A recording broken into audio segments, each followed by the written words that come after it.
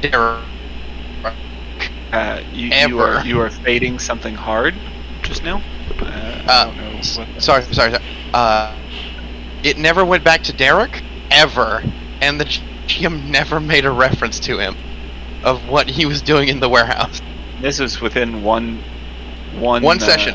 Session. Interesting. From the start of the session to the end of the session. So around 6 hours, Steve, an idea. 6 hours. Yeah, but in hindsight, I wasn't actually asking or trying to interrupt either. I was just sitting there waiting for the DM to say something. So I was like, I'm just going to sit here and goof off and play a different game. I mean, that's kind of what you do. You listen and you treat it kind of like a podcast. Wow, that's that's not ideal. Sorry to hear that the other DM was kind of a dingus. What was the game? Blackbirds. I'm unfamiliar. Have It's a really new system. you heard of Zweihander, or Zweihander, yeah. Some kind of new version of Grimdark. Like it's a rip-off of Warhammer Fantasy, but people wanted to use a different IP so they could actually make Warhammer Fantasy without pissing off Games Workshop. Sure. And also they mixed like Berserk dark horror fantasy into it, which is really cool. I actually highly recommend the book. And like the system, the system, like Blackbirds. Gotcha. But also Berserk, yes. Berserk is good. I don't think that I've gone all the way through. I got to the point where what's his face became what's her face, and then I was like, ooh, you're like chaotic evil now. Like, not ideal. So yeah, Derek, I know I also recommended Vigil. I think he's a good player and would, heartily recommend. Okay, I'll keep that in mind. Yeah, it's not his fault that he. No. It's not his fault that he was Daddy's favorite. All right, like. I, for one, support random grudges and. Random grudges. No, it's a joke on like Derek thinking he's a bad player because of the game. Oh, I don't think I'm a bad player. I'm a great player. Spoken like a true dwarf, I support random grudges. It's going in the book. Alright, I think I got the scene set up now in OBS. Gotcha. And I'm streaming, and I've been streaming for like the last 10 minutes, so it's alright. Alright, but I can cut some of that stuff out. Yeah, I can make them bigger later. Basically, they're just sitting there to give you access to the screen so you can see it. Alright, so we are starting with a flashback. So, about 3 to 4 years ago, you were all three imprisoned along with Chauncey. I'm not forgetting him on Turtle Island, and we'll jump over there real quick.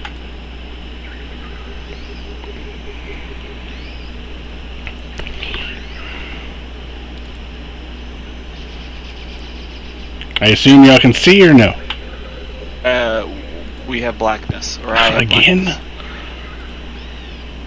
Blackness. I see is the dark abyss. Hello, darkness, my old friend. I do feel like I'm on the inside of a prison cell, so if that is a simulation, Yeah.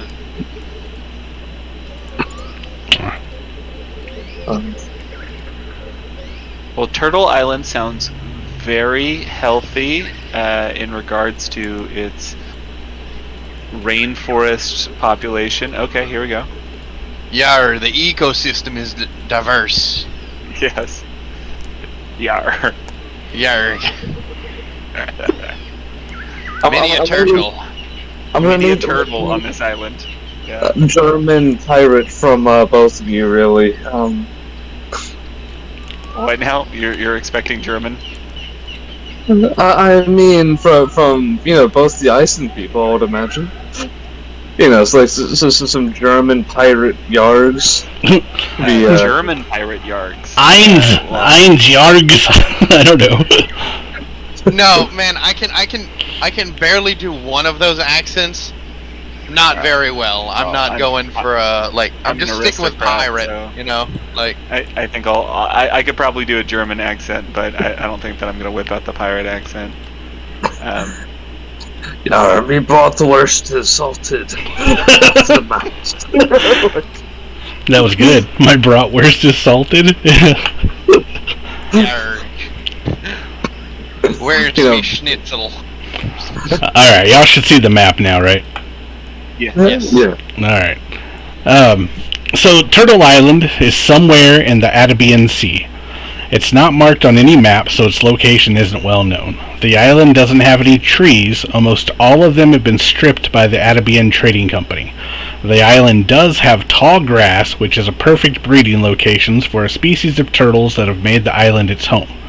Thousands of turtles litter the island. Tall grass and shade from the large boulders give the perfect breeding ground. The Arabian Trading Company also uses Turtle Island as a prison. The island is surrounded by a coral reef, as well as being protected by a small outpost where officers and conscripts lodge. 2 towers on the island flank the only path through the coral reef into the shallow cove. The warden has allowed the prisoner population free reign of the inside of the island, letting them establish small tent communities. Alright, y'all got any questions before I continue? Nope. How long are we usually left alone at a time? This sounds kind of interesting. So, the Arabian Trading Company is a similar setup to how the Australia was used back in the day.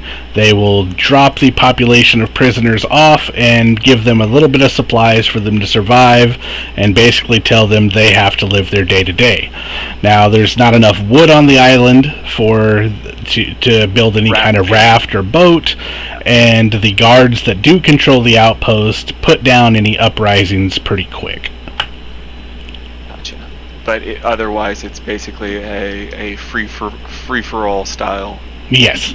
Now, that being said, most of the people on the island are former pirates or other people that have pissed off the ATC and have ended up on here. So there is a pirate code on the island, and some skirmishes break out between the tent communities, but for most of it, people are just there trying to commute their sentence, finish out their sentence, or thinking on how to escape every day.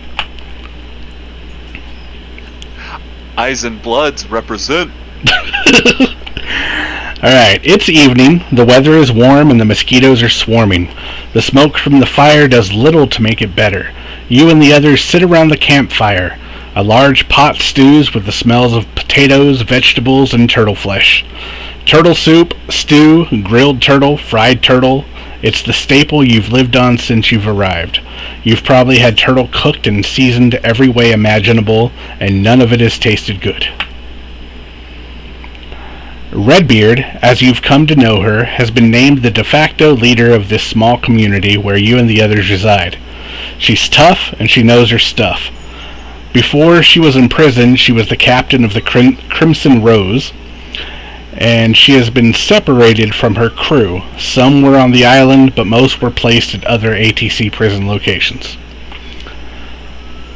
The community consists of about a dozen people. Each of you have your own tent. You live side by side with the turtles on the island, and sometimes even waking up next to one that's found its way into your tent. The island doesn't have any other predators, so it's overrun with these turtles. One of the reasons ATC chose this island was to allow the prison population a stable and reliable food source. The ATC guards and warden control the Grotto Springs, where the only fresh water on the island can be found. It's near the outpost on the coast, tucked away inside of a small cavern near the beach, flanked by 2 wooden towers with 6 cannons facing the harbor. The guards stationed on Turtle Island also live here within the grotto. Some of the guards feel they themselves are prisoners. The warden, a commander of the ATC, is stationed on the island as well. Can you remind me what does ATC stand for? Atabian Trade Company. Basically, it's the same trade company East India Trade Company. They're the antagonist of the game. They're the slavers. They do a bunch of pretty bad stuff. Yeah, as they were back in the day. East Indian Trading Company, but openly more evil. Oh yeah, definitely. Like. All right. So y'all are sitting around the campfire. Start up conversation. Redbeard is talking about some things, but I'd like to hear each one of y'all introduce yourselves, or you don't really have to introduce yourselves. You've known each other, but just go ahead and talk a little bit about yourselves. Dylan, why don't you go first? Okay. Okay, let's see. Now I have to make the decision of whether or not I want to fucking be accented or not. Oh, please. I mean, we're all going to be extra. There's no... Well, this is it's the just extra game. It's the amount of energy that goes into it. Okay. I don't see why I have to be locked away or locked on this fucking island with a bunch of fucking pirates. That was kind of a little bit. That was a little bit too. I don't know, Italian-y or something. Anyways, I don't see why I have to be on this island with pirates. I don't necessarily care too much about pirates, but I didn't have anything to do with piracy. I don't see why I need to be here with you. Standard prison would have suited me much better, actually. At least there's three square meals a day that I wouldn't have to make for myself. But wait a second, you don't like these turtles? I'm much more accustomed to a much broader diet. Back at the estate, I'd have a new meal every day that I've never even seen before. The estate? Oh my gosh. Gunther once again rolls his fucking eyes as he hears once again the estate story. You always talking about that estate. Someday we're going to go over there and we're going to take that estate. I'd like to see you try. My guardsmen would have you dead before you even walked up. Filthy fucking pirate. I'm not a filthy pirate. Who is talking? Alright, so off to your right of Chauncey, there's a small, squirrely looking man. You've come to know him as Wolfram.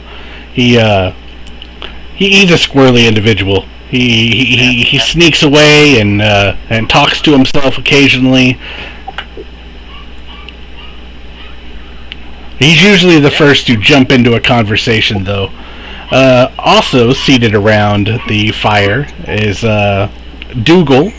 Dougal is about a 6.5 foot tall man from Highland Marches. He's bald-headed. He has a silver scruff along his beard, and he no longer has a kilt, but he definitely talks about it from time to time, and he misses his Highland Marches heritage. You can catch him singing sometimes inside of his tent.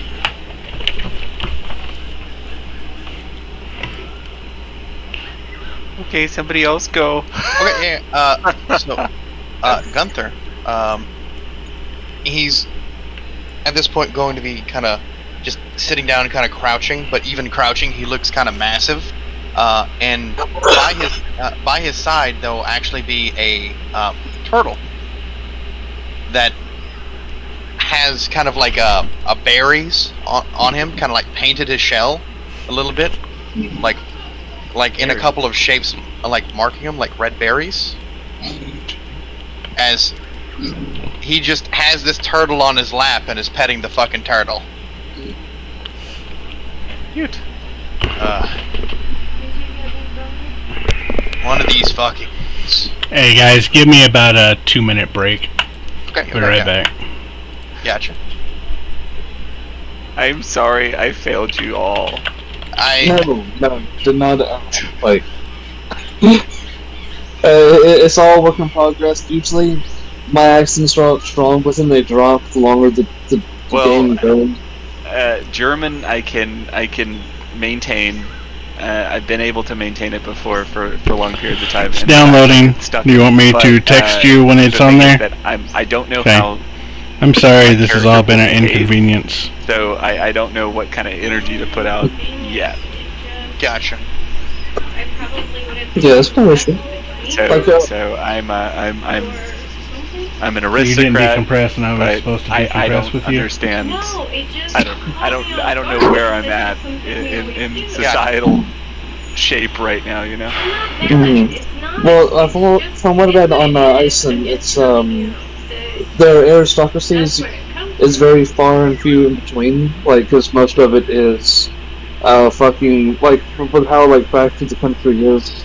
Yes, so I am aware that basically with the aristocracy, it's a fractious aristocracy. So basically, right, it's in the directory. Everybody is fighting for rank, but as you say, there's not too many aristocrats out there. Go Doodles, go and yeah. So I come actually from like one of the high families. So there's like I think that there's like 8 now, 6, maybe 5. It's limited. Another thing that I want to. Good. Sorry. No. I the beginning of my sentence interrupted the middle of yours. Please go on. Oh no. Well, I mean, so basically, I come from one of the high families, and the reason why I chose them specifically is because they have an association with the occult or the hexen work. How much? That's really cool. Speaking about your hexen work, how much of that is known to the prisoners here since you've been on the island for about 2 to 3 years? I'm gonna go with probably none at all, because I'm probably not going to have been practicing. Okay. Chauncey would know, because Chauncey would be my assistant in anything that I need, as it's needed. But considering there's no purpose in me, keeping a rack of vials right now. There hasn't been like an undead turtle walking around freaking people out? I sincerely doubt that. Okay, just making sure.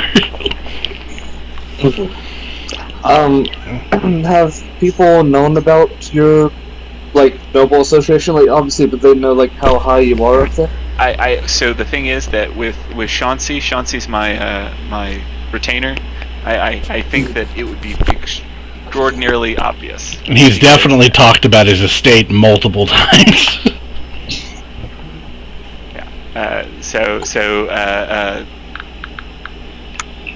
Yeah. Wishing for the times back home is probably a thing. Oh yeah. Where was I even picked up, by the way? I know that that's true because of hexen work, but so because you're over in the Atabean Sea, you probably have some kind of background story of why you came over this direction, or you could have been picked up by a different ship. I'm going to leave that up to you. I'm going to let you decide how you ended up on the island and let that factor into your backstory. Okay.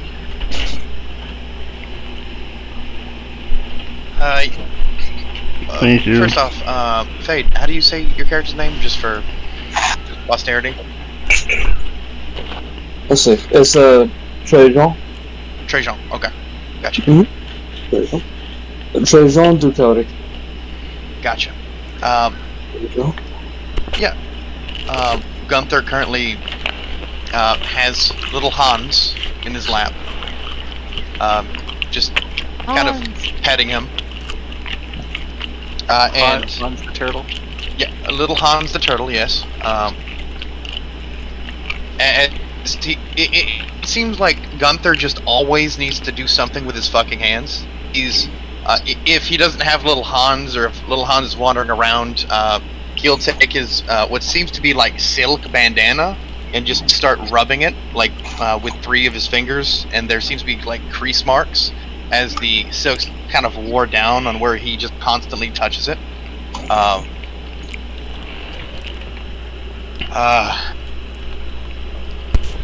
Okay, if you want to get back to the estate, then we need to get out of here. At least when we leave, Anton. Life won't be so easy here. Hey, if you're planning an escape, I want to go too.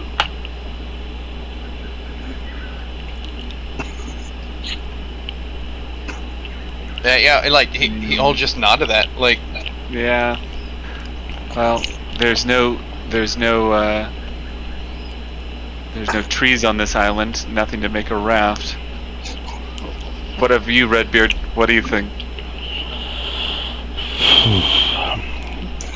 Alright, Redbeard's been sitting around. She's been listening to y'all talk and everything, and when Anton directs the conversation over to her, she kind of seems lost in thought for a moment. She's staring off towards the fire, just looking at it.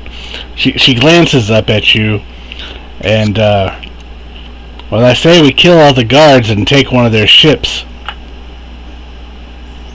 Oh, that's a thought. Any thought on how to go about doing that? I didn't notice any swords or axes on any of y'all. At that, like, Gunther will take a fist-sized rock that he has in his hands and just kind of gesture it up and just shrug. I imagine you. This'll do. I mean, you using the turtle to battle his brain. We do have plenty of rocks. We do have plenty of rocks on this island, but I think it'll take a lot more than that because they have muskets. I don't know. I feel defeated. It's been 5 years now since I got put on this dreadful place. I don't know if I can stand another bite of turtle.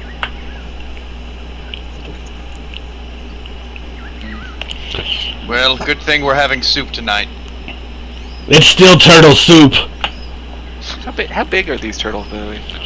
The ones that are walking around are pretty much scalable on the map. So you're looking at like medium dog size. Yeah. Medium dog. Okay. Yeah, they're tortoises, I guess, would be bad. The more pronounced option. Can little Hans be little? Little Hans can be little. Like that's fine. There's plenty of baby turtles on board on the island too. Yeah, they look small size for like D&D scale or whatnot. Yeah, they are. They're small size, and yeah, then it ranges from small to tiny. There's nothing medium. Mm-hmm. No giant dire turtles. Dire turtle. That sounds fucking cool. Well, so that's actually where my brain was going is depending on the size, you could actually possibly ride a turtle out. Yeah. Well, not ride a turtle, but instead, well, I mean, are these sea turtles or are these tortoises? Tortoises. Tortoises, yeah. So I was thinking using turtle shells, you could make a makeshift boat. But if that's the case, that would still be a good idea, though. If these guys are as small as they are, then not likely boat worthy. I mean, doesn't Mario use a turtle shell all the time? Who? It was a joke. But yeah, you were about to say something, Dalton. There is a story among my people that that have done such a thing, and Trajan is a very lean-looking man of Numarian descent, which is like the native islander people from the Pirate Coast and all those little nations. He's propped up against this small pile of turtle shells, and he has his sealskin boots kind of drying against the fire, and he is absentmindedly licking a rock. And he notices Chauncey look at the rock, and he's like, "Oh, well, you'll see if you lick it and let it linger on your tongue long enough, you can almost imagine it as salt. It helps season the stew. The imagination does." But anyway, there is a story about a man that has tied together a raft with nothing but sea turtles and his beard hair. It was his back hair, if I remember correctly. Oh, was it? I did not know the story was so common amongst these people. That is good. Surely it must be true. Gunther will take, kind of absent-mindedly, take the rock that he had this hand talking about, bashing the guard's head in, and just slowly begin licking. Kind of hesitantly. I may be mistaken, but are we not surrounded by salt water? Yeah, I'm confused too. If I just want salt, I go down to the ocean and get some. No. Your friends, you do not understand. Salt from the sea and salt from the land is very different. Yes, come taste it off my beard. You will see. Oh, I'm not tasting nothing off your beard. Right. I'll leave that to somebody else entirely. So, I have a question, Gian. Go ahead. I have the survivalist thing. Yes. Advantage. Is there potentially something I could find on this island that's not turtle? You have seen other creatures on the island, yes. Okay. But there are no predators for the turtles, so it's stuff that is smaller than the turtles. There's rabbits, plenty of rabbits on this island. So furs are definitely a thing that you can have access to. Other small mammals, snakes, definitely, birds, all over the place. Gotcha. In that case,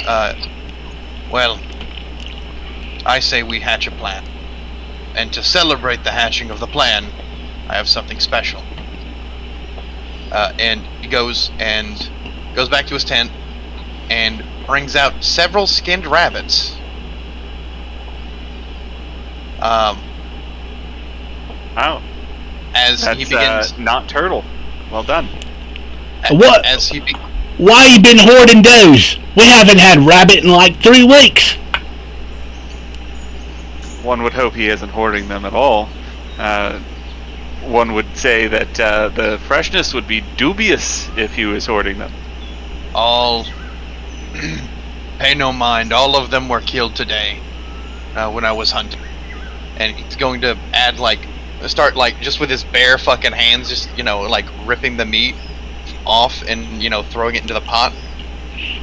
Well, it'll add more flavor, so that's good. I imagine that Chauncey would probably say something like, "Your act of masculinity is admirable." In a French accent, of course. Chauncey, I don't know what the fuck you said, but say it again and I'll punch you. Chauncey probably shrinks a little bit. There be no punching, not around here, Redbeard says. Aye.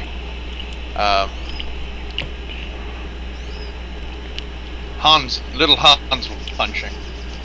And he just gives a nod at the turtle. So Redbeard, why don't you tell us a story?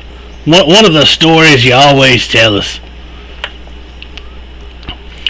You see Redbeard, she looks over to Dougal after he says that, and she gives a slight nod. Says, well, it was maybe about 5 years ago. I was the bosun on the Good Day, a privateer frigate out of the Highlands. You remember the boat? And she looks at Dougal. Oh yeah, I remember the Good Day. Man, I remember the food on that ship. It was terrible. She goes back to her. We had traveled out of the Arabian and came across an island.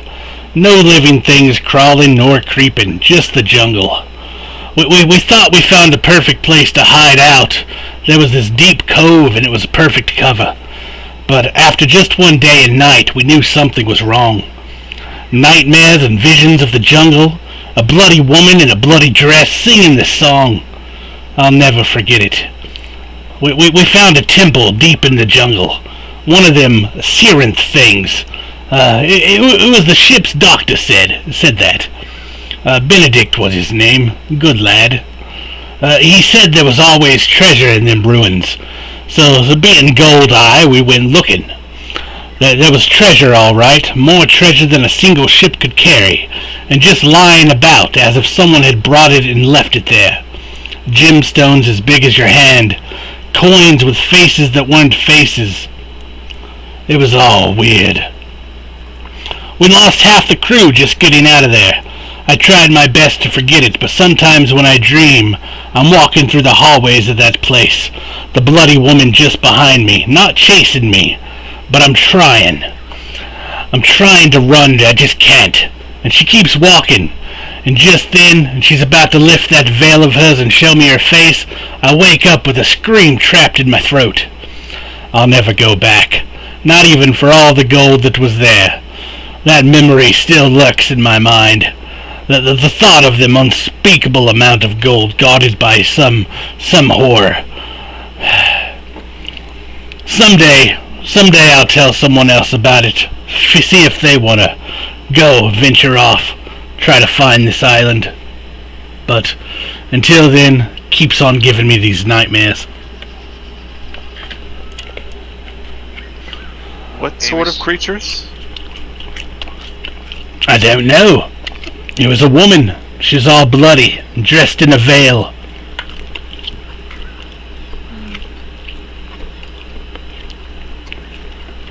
Maybe some rabbit stew.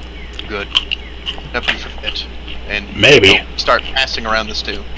Sounds to me like, what are those fucking witches from the other area called? Good God, I can't even remember. I'm over here like trying to learn up on the lore. That's one of the like the Baba Yaga witches? Yeah, one of them there. The Russian witches? Yeah. And the Yasora. Yeah, the Yasora is the Russian. There they are. Yeah. Matrushki. The babushka. Yeah. Well, so like me being a hex, I'd probably be familiar with the what do you call it? With the Matrushka type, right? Go ahead and let this be the first roll of the game. Yeehaw. I'll let you determine the trait, but scholarship is the skill. Now let's go with wits. Yeah, combined with scholarship. you're probably trying to remember something, so wits scholarship sounds about right. Okay, so that's 6 dice. So how do I go about doing this? Because looking at my sheet, there's not a. So if you go down to scholarship and you click on scholarship, it'll bring up a thing that has your information on there. Okay, and then we'll do trait wits. Trait wits. You don't have any flare dice or intimidation dice right now. Just basically what you have. Nope. Invite hero points into this. Okay, so then we'll go. Boop. Oh, good God. Alright, so you got 3 raises. So you definitely know that with 1 raise right off the bat, you definitely know that what Redbeard is describing is most likely supernatural in nature. Either some kind of undead or some kind of monster. The Bloody Veil, if you want to use a raise for that, I can tell you more, or you can use your raises for something else. It's up to you. I can't use those raises for anti-corruption yet, eh? Not yet. Let's go ahead and figure out what the veil is about. All right. You've heard stories of veiled women many times in the past. It's pirate stories talk about them, even stories within Eisen. The Walder, which is the Black Forest, basically, over in Eisen, is where a bunch of the supernatural creatures come out from, emerge from. No one really knows why Eisen is so terrible when it comes to these. But you've heard many stories about the Veiled Woman, the bloody Veiled Woman, and in different areas. It's like a village will talk about one here, and then like 100 miles away, another village will talk about a veiled bloody woman. So the stories are out there, and they're pretty common. Interesting. Okay. Do I need to start a little notes pile? Now, How do I go about it? do you need a notes pile? I can give you a journal. No problem. Yeah, give me a journal. I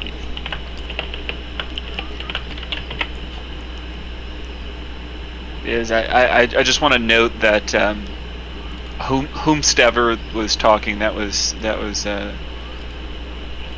Redbeard, was it? That was Redbeard. She's the one who told the Redbeard. story. Yeah. They're assailed by dreams of a bloody veiled woman. That's what Yes. I meant. Now remember, you should see the little notes thing pop up. It'll be on the 6th thing over at the top, the journal. I see. Yeah. So is this personal? This is editable by all of y'all. Y'all all have access to it. Ooh, okie that did not work initially. How do we access that? I can pop it up again for you. It should be up on your screen now. That did erase what I was typing twice over. Both times I've tried to type something, when you pulled it up. Alright, I'm just going to give it access to you then for you to keep notes. Well, sure. How about you make a couple of them if that's not that big a deal? Yeah, no problem. You can make it so that it's like Anton's notes, Gunther's notes, etc. And then we can all see each other's notes, but edit our own notes, yeah? Sounds good. I'll close the first one so that you can access. Also, great production quality.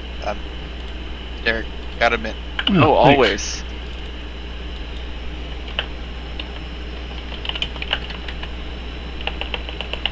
The Veiled Woman sounds like the devil Jonah. He does try to make trips to get fields and bargain. He has been known to appear in man's streets dressed as a witch. I have never heard of such a thing, but it could be. He's always out there. Just a housekeeping note. What happens to unspent raises? Okay, so with an unspent raise, I can actually purchase it from you if you're willing to sell it to me. You have an unspent raise, but you can also use that unspent raise if you want to tell me a fact about the veiled witch, the veiled woman. I'm telling you? You can tell me a fact about it, yes. If you want to use that raise, that third raise, to do that. You can tell me something that becomes part of the game, or I can buy it from you for a hero point. So what's the purchase, though? Like, what's your sell? So if I buy it from you, you get a hero point, and I get a danger point. A danger point are things that allow me to offset my rolls later the more points I put into it. It lets me add like a 5-point boost to a raise, or it lets me add more things to a raise. It lets me use a danger pool point to offset something that happens in the game. So you're getting something from it, but you're also being able to narrate the story if you want to use it. Yeah. Elsewhere. Okay. So another note to that. Well, how do you guys feel about that? Like, hero points are ended at the end of the session, though. Yeah. Yes, for Or hero are those points. ranked? Okay. You already have one. I probably will not sell one quite yet. Yeah. How do we already have one? Everybody We all starts start out with one. Okay. I mean, it just sounds cool for you to like kind of narrate a fact about the veiled lady. Like, so I'd go for that and just try to be cool with it. Well, I don't know what I'd narrate about her. Like I'd probably work in a way to defeat them easier. I mean, yeah, that could be one. Okay. Well, Redbeard assailed by nightmares of a what?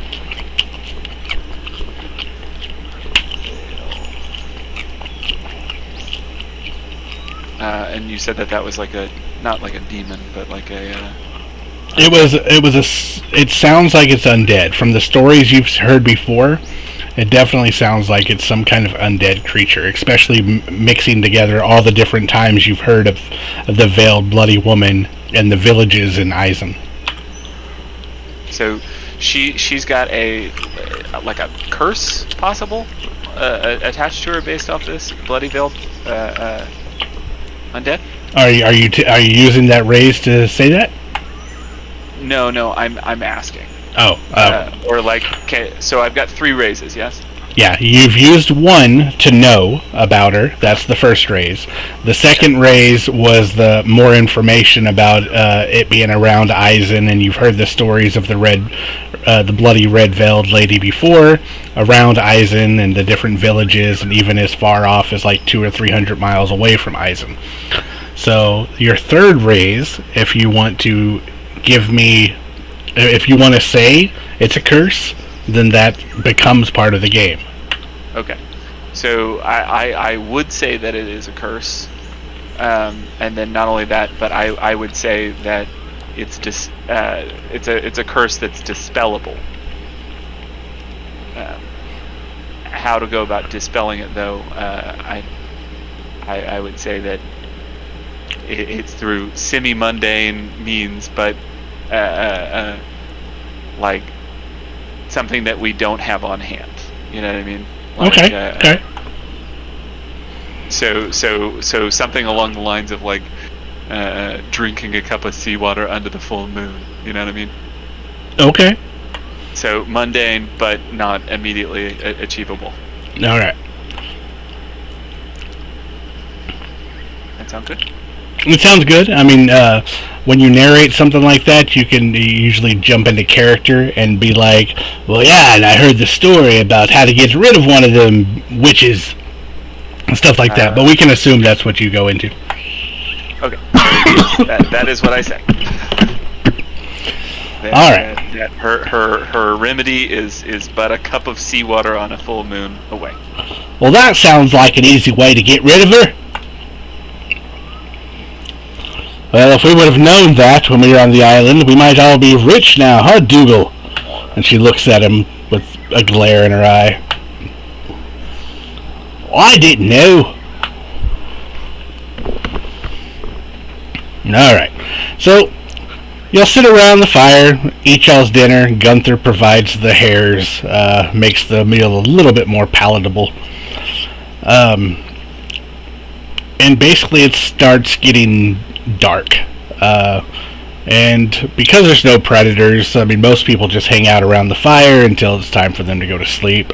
Some work on things, whittle on pieces of small wood that they've gathered up from bushes, basically just to keep the time, petting your turtles, all that good stuff. Alright, now that the scene has been set, y'all have heard Redbeard's story. I want to know how y'all are going to escape Turtle Island. We don't have to go through the mechanics of it, but how do your characters get off of Turtle Island?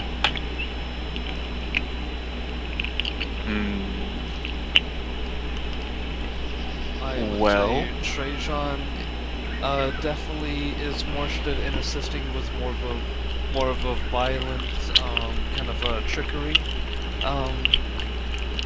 escape route. He would help anybody, even if not this group of prisoners, storm that. But at the end, he is going to fail.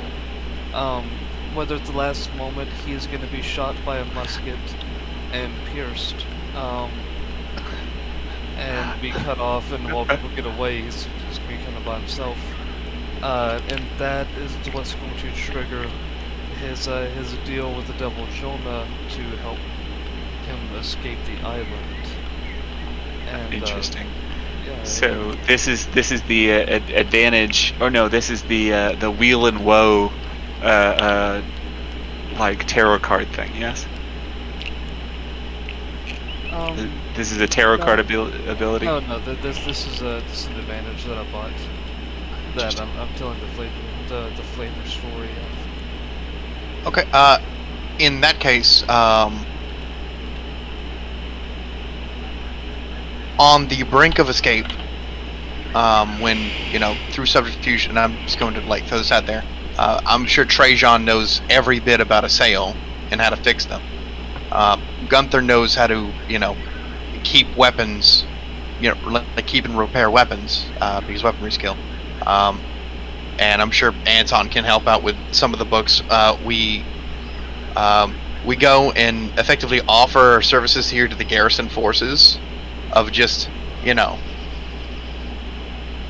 doing their work for them. And then we swap it over, try to do a rebellion. It fails at least the first time. Trajan gets shot, and potentially a lot of people escape. But when Trajan's shot and kind of left behind, there's a chance for Gunther to make it go forward and escape.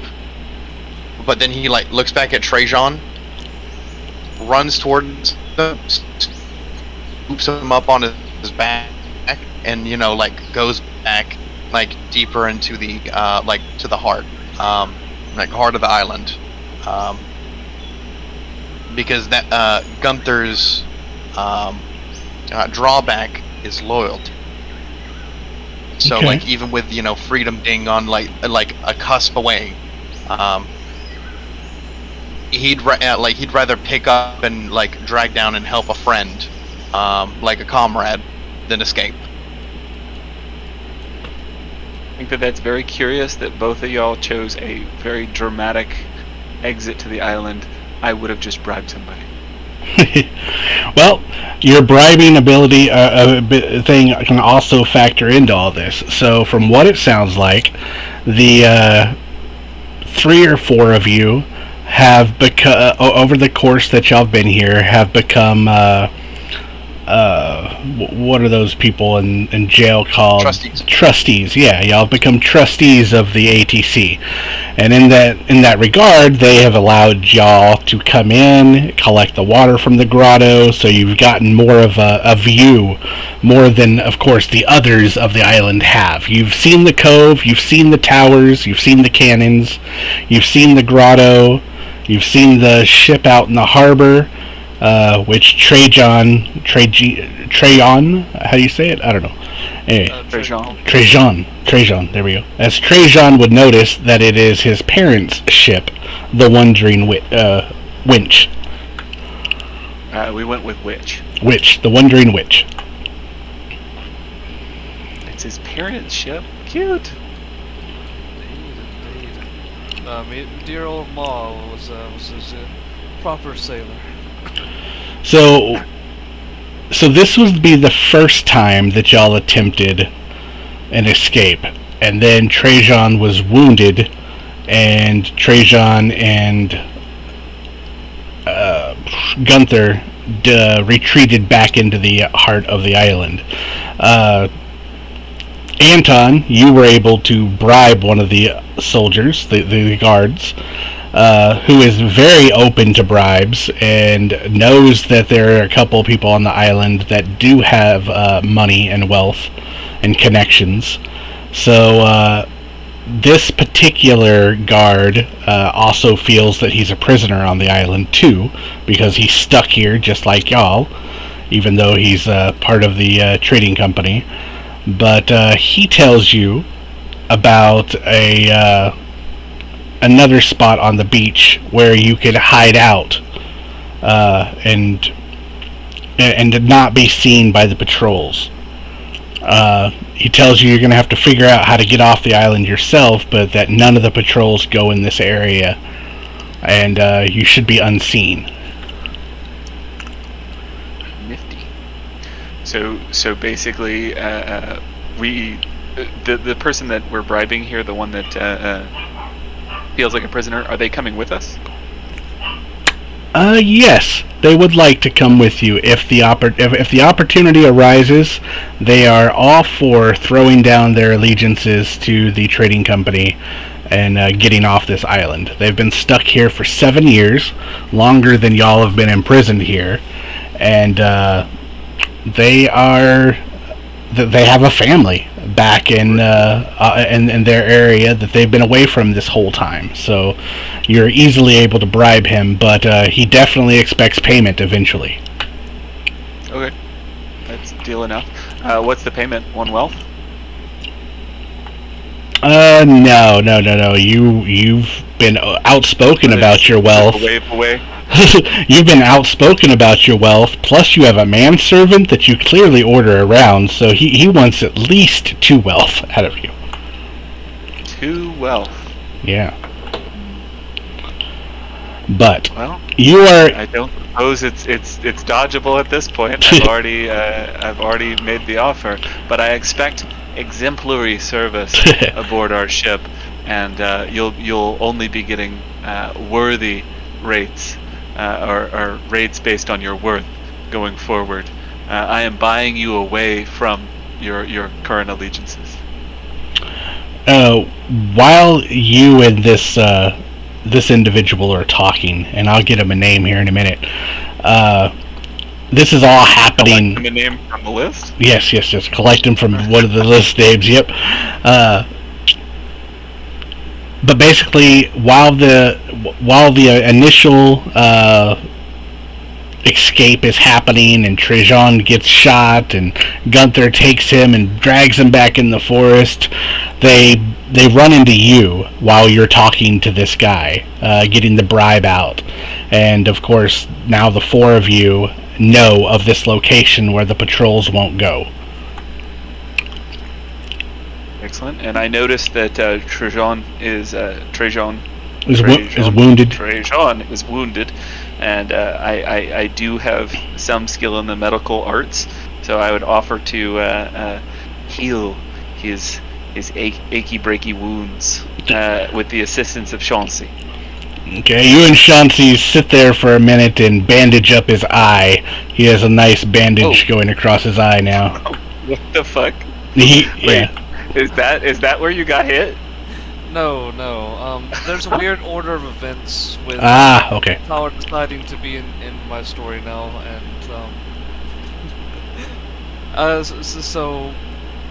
so I guess realistically that the deal happened now in this new narrative between Tyler's character grabbing me and running and somehow meeting with y'all. I would imagine. Let's see what his name is. What Gunther heard was all of a sudden Trajan being slung behind his back, just started talking to somebody, and he doesn't sound exactly like upset or like delirious. He sounds very lucid, and all of a and after a couple of minutes, you hear, "Yes, I wanted to be able to find him." And then with a sharp retch pain, all of a sudden, even though Gunther sees both of Trajan's hands are on his body or like helping to hold him together, there's like a wetness coming down your back, and you see that like my eye was taken out without, obviously not from myself. Instead, it's holding this telescope that's made of, looks like it's made out of, like glass and skin wrenched together. Yeah, that was not there before, and I'm sure all through the talking, Gunther, his hair on the back of his neck started to and got like a little bit colder as he's like run through, and like suddenly there's tropical jungle. He's breathing out and seeing his breath as like you're having this conversation. It's like, hey, what are you doing? Hey, you okay? Stay with me. Yeah. Yeah. And when we reach the clearing, Trajan says, if we wish to go back now, I think we can avoid the guards much easier. Am I there right now? Yeah, yes, everybody's standing there. We broke through the bushels and like we're there now. Yeah.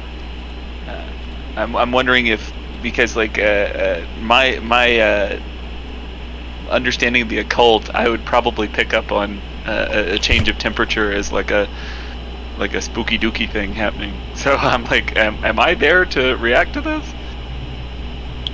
Well, I was picturing like, in between. It wasn't really applicable for everybody, but if you want to be.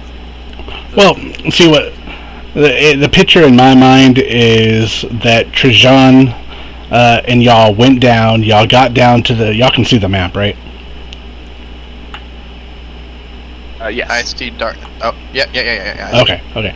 So y'all got down to around where the dinghy is, and that's when the attack happened. That's when the guards came out of the cave down here. That's when they came out. They started firing their muskets at y'all. That's when Trajan probably got wounded, and then tried to like limp back towards the forest. And it's the hectic matter of it all happening. There's multiple people trying to assault this beach at the same time, multiple prisoners. So it's all happening at the same time. But y'all are able to escape back into the bushes before the guards have a chance to follow you, because they're dealing with other people out on the beach and such like that. So you could have had time. You could have had time after you were wounded to basically be on your knees, sitting on the beach, and have your conversation with the Devil Jonah and make your trade, and then Gunther could have grabbed you. It didn't happen to happen. It didn't have to happen on his back. It could have happened elsewhere. Yeah. Well, no, we already went to the trouble, like, okay. Or rather, I did, of narrating the back, and let's just say it's done by the time that we regroup with everybody. Yeah, and Anton, you probably would have sensed something off in the area. Sure.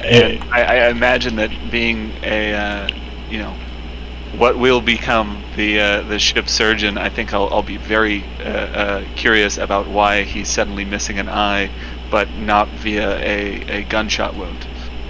Yeah, it definitely doesn't look like it's been inflicted by blade or gun. So. We have wounded. Anton, make yourself useful. I was useful all along, and then I'll go ahead and treat what can be treated with Chauncey. Chauncey was actually the name of my first dog, so I am. So you're good at giving Chauncey orders. Organs. Organs. Yeah. That doesn't fall far from your character either. Wow. All right. Do y'all want to retreat to that area that the soldier told y'all about? Yeah, sure. Yeah. All right. I thought we're already there. Yeah. Y'all are there on the map. We're going backwards. We need it. Yeah, we got retcon forward and backward over here. Hey, flashbacks are like that. Alright, so, needless to say, y'all eventually make it on board the ship. The ship has like... How did you get here? How did y'all get to the beach? No, not us. How did the ship get here? Oh, well, that's a whole nother story. It probably hasn't been shared to you yet, but you have to ask Trajan. Okay, then. Interesting. If you ask me later, all Trajan says is he looks down the spyglass and said it was part of the deal. The devil the devil said he would help me find them. The deal with a devil. You fool of a man. Surely you know better than to do deals with devils. Look, you do deals with devils, but you call them under different names, I'm sure. And let's say this is like forward in the journey, like in our journey that we're having this conversation. To flash forward again. God damn it. God fucking Christ. Hold on, before we move. I love this messy cut-in game that we've got going on.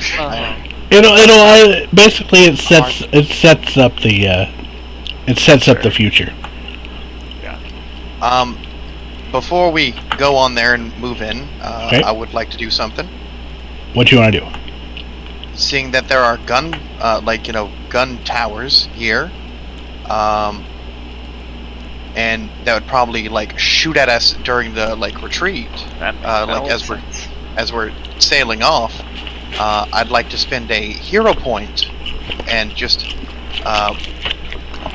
Gunther says, "Here, guard the wounded," and he picks up a rock and then goes into a heavily fortified tower where they're actually manning the guns. Okay. You hear a lot of gunfire and men shouting in the tower. And Gunther, giant of a man that he is, after all the gunfire stops, walks out with a bit of his lower half covered in blood, and a couple of wounds on him. We should be good to go. Is there a... Give me a... That sounds to me like it's going to be a brawl plus... Go ahead. Use advantage to take out Brute Squad. Yes, hero point. Oh, done. Yeah. If you use your advantage, just make sure you tell me you're using an advantage, or I'll assume that it's a skilled trait combo. But if you're using an advantage that gives you that ability to do it, then that's fine. Yeah, I said hero point. But I'll make sure to say advantage next time. Is that something that's covered under hero pointing? No. But I'll make sure to say it's an advantage next. Yeah, reckless takedown is what you're talking about. Alright, Yep. Spend a hero point to immediately defeat a single brute squad regardless of its strength. You immediately take 1 dramatic wound. Yep. Alright. So yeah, that's fine. You can take out the tower that y'all are near. You can do one of them in that. Using that ability. I'll take out one to the left. Okay. And after I take him out, does anyone know how to use? I'm sorry? You cut out there for a second. Does anybody here know how to use a cannon? Oh, I know how to use a cannon. I'll look at Trajan. Of course I do. But first, my friend, there's another tower. I think he can go for 2, and he's gonna heartily clasp you on the shoulder and have a grisly smile with blood coming out of his sockets, and he's gonna enact his virtue of the commanding emperor. He'll give you a hero point for the scene, so you can just do the same for the other tower.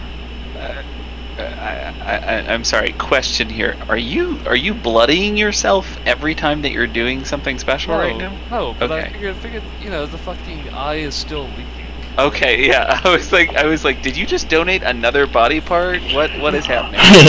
So he spent his virtue. So his virtue basically is his virtue is commanding, which allows him to give a hero point to all the other heroes in the scene. So all of y'all. That's that. I'm right. I'm true. Yeah, that's what I already said word for word. Okay. I didn't know if you knew that it was for everyone, not just him.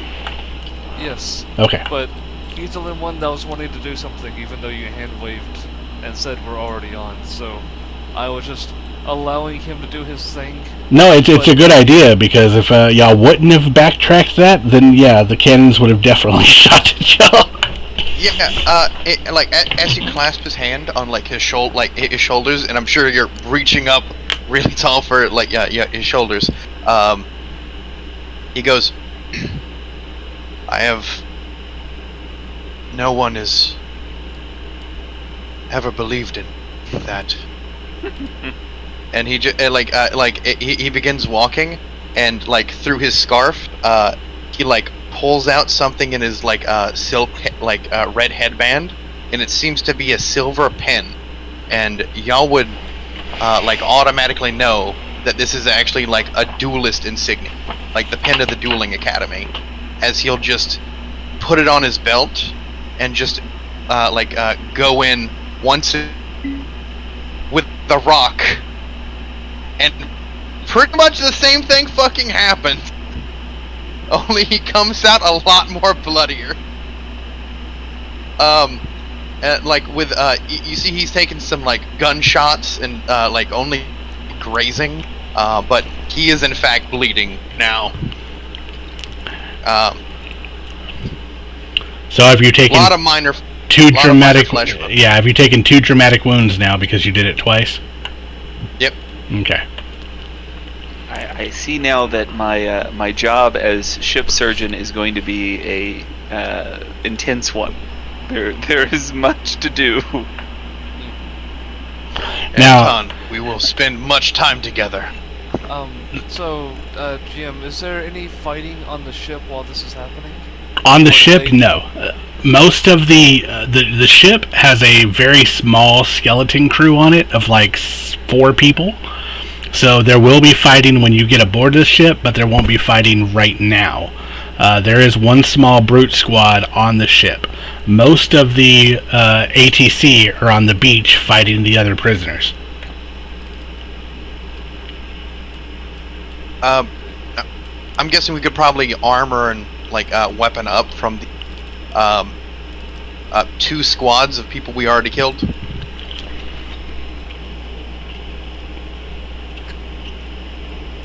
Yeah, between those towers, y'all could get your standard starting gear stuff. So you have you have a sword. If you have the aim skill, you automatically get either a pistol or a musket. So yeah, and you, grabbing a basic backpack off of one of them that has crap in it is fine too. So Trejon is gonna look towards his mothership and see the enemies, the hostile brute squad, just looking very malicious, and he turns towards Anton, who's standing by, and he puts his hand on his shoulder again. He says, "Friend, I've heard you talk about your homeland many a time. I give you my word that we will get you out of this godforsaken island." I hope so. Thankfully for you, I'm actually quite good a shot. So, alright, so he's activating his word as his bond. He's gonna spend all 2 hero points he has and makes a promise to Anton. So he gets 1 raise. Sorry, he gets 2 raises for every risk in pursuit of fulfilling the promise for the rest of the until it is fulfilled. Okay. We'll definitely want to put a note on that somewhere. Now, from the story, y'all disabled both towers. Y'all took out the men that were in the towers, and I'm going to say that y'all did the right tower first, and then y'all went to the left tower, and then y'all swam out to the ship and climbed up the edge of the ship. Now y'all are on the forecastle of the ship. Well, what I was kind of hoping for was, since I just got those 2 raises, I was thinking that we were looking at them on top of the tower and kind of gauging it. So Okay. with those 2 raises, he wants to kind of skim the top of the deck with a cannon, as it were.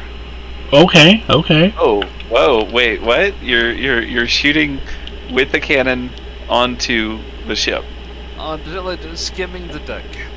Okay. Great. You know, we're gonna splatter the people on there. You know, pretty Yeah, much. a bouncing ball along the top. Cannons aren't really known for their supreme accuracy. You do have 2 raises, so one of the raises will succeed on firing off your shot.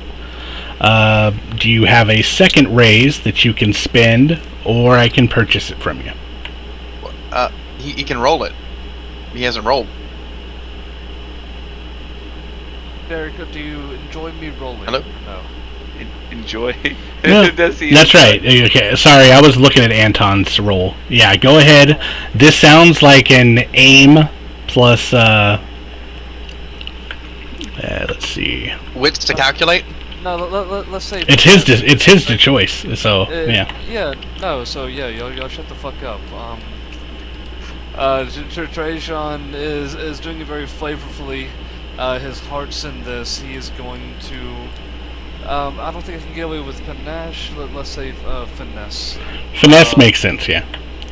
Yeah, of just aiming it, and he recalls to the last 3 years of skipping like rocks on the water, and he's gonna be like, just like throwing a turtle shell, and with finesse and aim. Let's see. So that I just roll 1d10 for every one, right?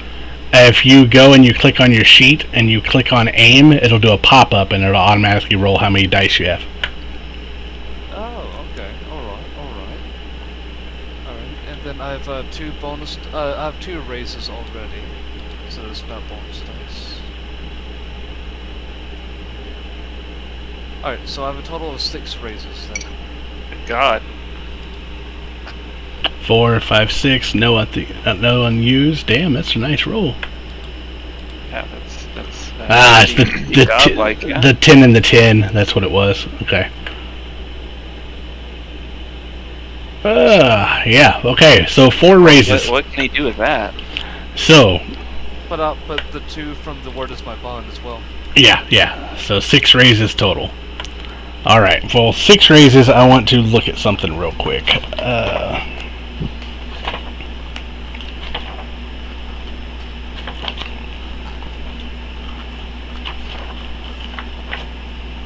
Trajan just like looks at them on their ship, and, you know, just like, get the fuck off my ship, and then just like boom.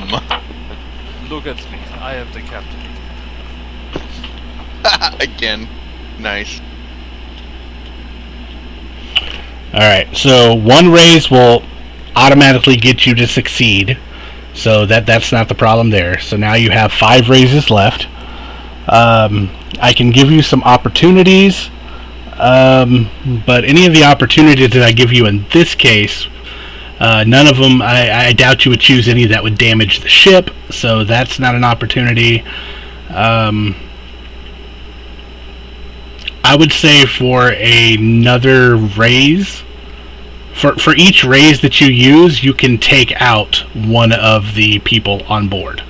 Now that might involve the cannonball hitting the ship and rolling and hitting multiple people, or it might count as you firing the cannon multiple times.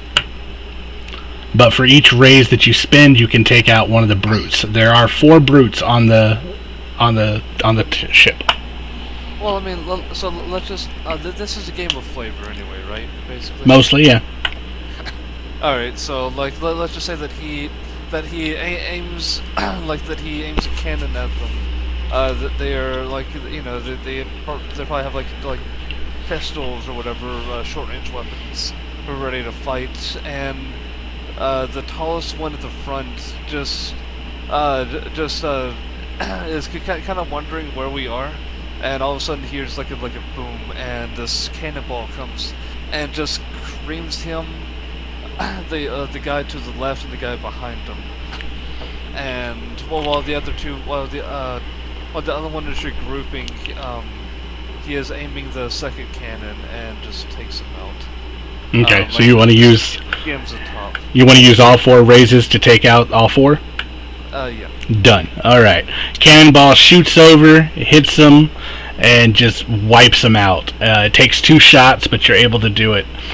You can see, though, a consequence to that is that the fighting on the beach turns its attention towards the ship now that the cannon has gone off.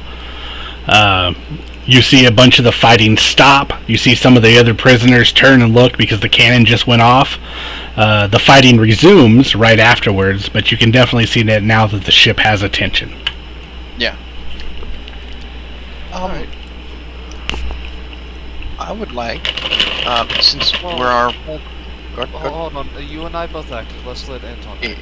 True. Well, I was literally thinking that we need to work to set the ship a sail like immediately, so I would be readying to do that.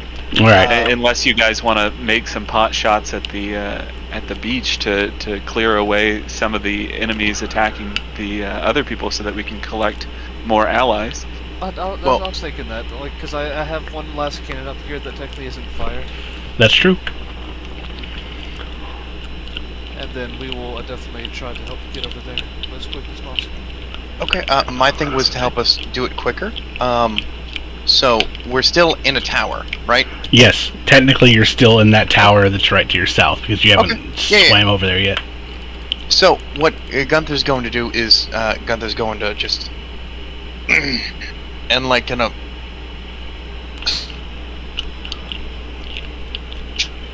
a little bit. Hans. I can't quite hear you. Hey, you are breaking up a little bit. We're getting hold this for me. word by word. Oh, okay, hold on. Let me. Hello. You're good. Hello. Okay. He's going to just kind of stretch a little bit and take out little Hans from like one of his pockets and hand it to Anton. Hold it. Except Hans. I'll try to get us on the ship quicker. And he's going to, from the far end of the post, run on the cannon barrel and jump off, trying to leap the distance between the cannon barrel and the ship to maybe like be able to climb up onto the ship faster, to like lower a rowboat or lower, you know, like some kind of rope to help like lift them up so we can get this done quicker. Alright. Give me a brawl plus athletics roll. Gotcha. And because of the flare, give yourself 1 bonus. I don't know how to do that. When you click on athletics down on your skills, it'll pop up a screen and it'll say bonus or flare. You can add 1.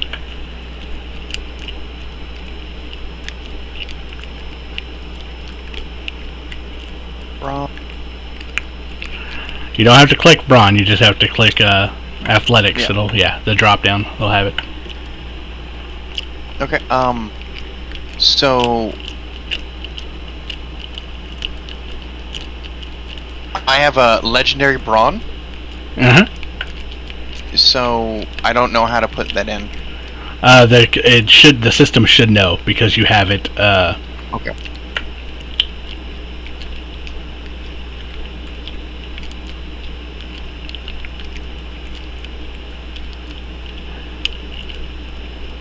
Okay. Okay, and your legendary brawn gives you 1 raise automatically, right? Yes. Yeah, it didn't automatically do it, but that's fine. We can, as long as we remember that if you're using brawn, you get a raise. So 5 raises. Okay, so 1 gets you to it. The consequences. Well, the consequences would have been falling into the water but doing the one you got through that, so you didn't fall in the water. All right, yeah, I'm gonna say you make it. That's 4 raises. So you have 3 raises. You want to do anything special with those, or can I buy them from you? So yeah, I actually do want to do something special. He's going to like run on the cannon and like jump off. And since we're going from like such a height, right? It doesn't really show the height difference. Yeah. He's going to like roll on the crew, like roll on the deck, but like hit something, like hit a bit of the like railing as he's going through. He doesn't know the fuck how a ship works. But you just hear and like rope breaking and snapping, and the rowboat falls down, and the current brings it to shore with all of its oars and like all the equipment like needed on it. Okay. So he plopped onto the means to the rowboat coming down. Yes. Yep. He kind of crashed into it. Gotcha. And the sea just did the rest.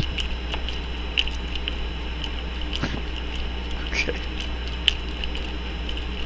This is a weird game, y'all.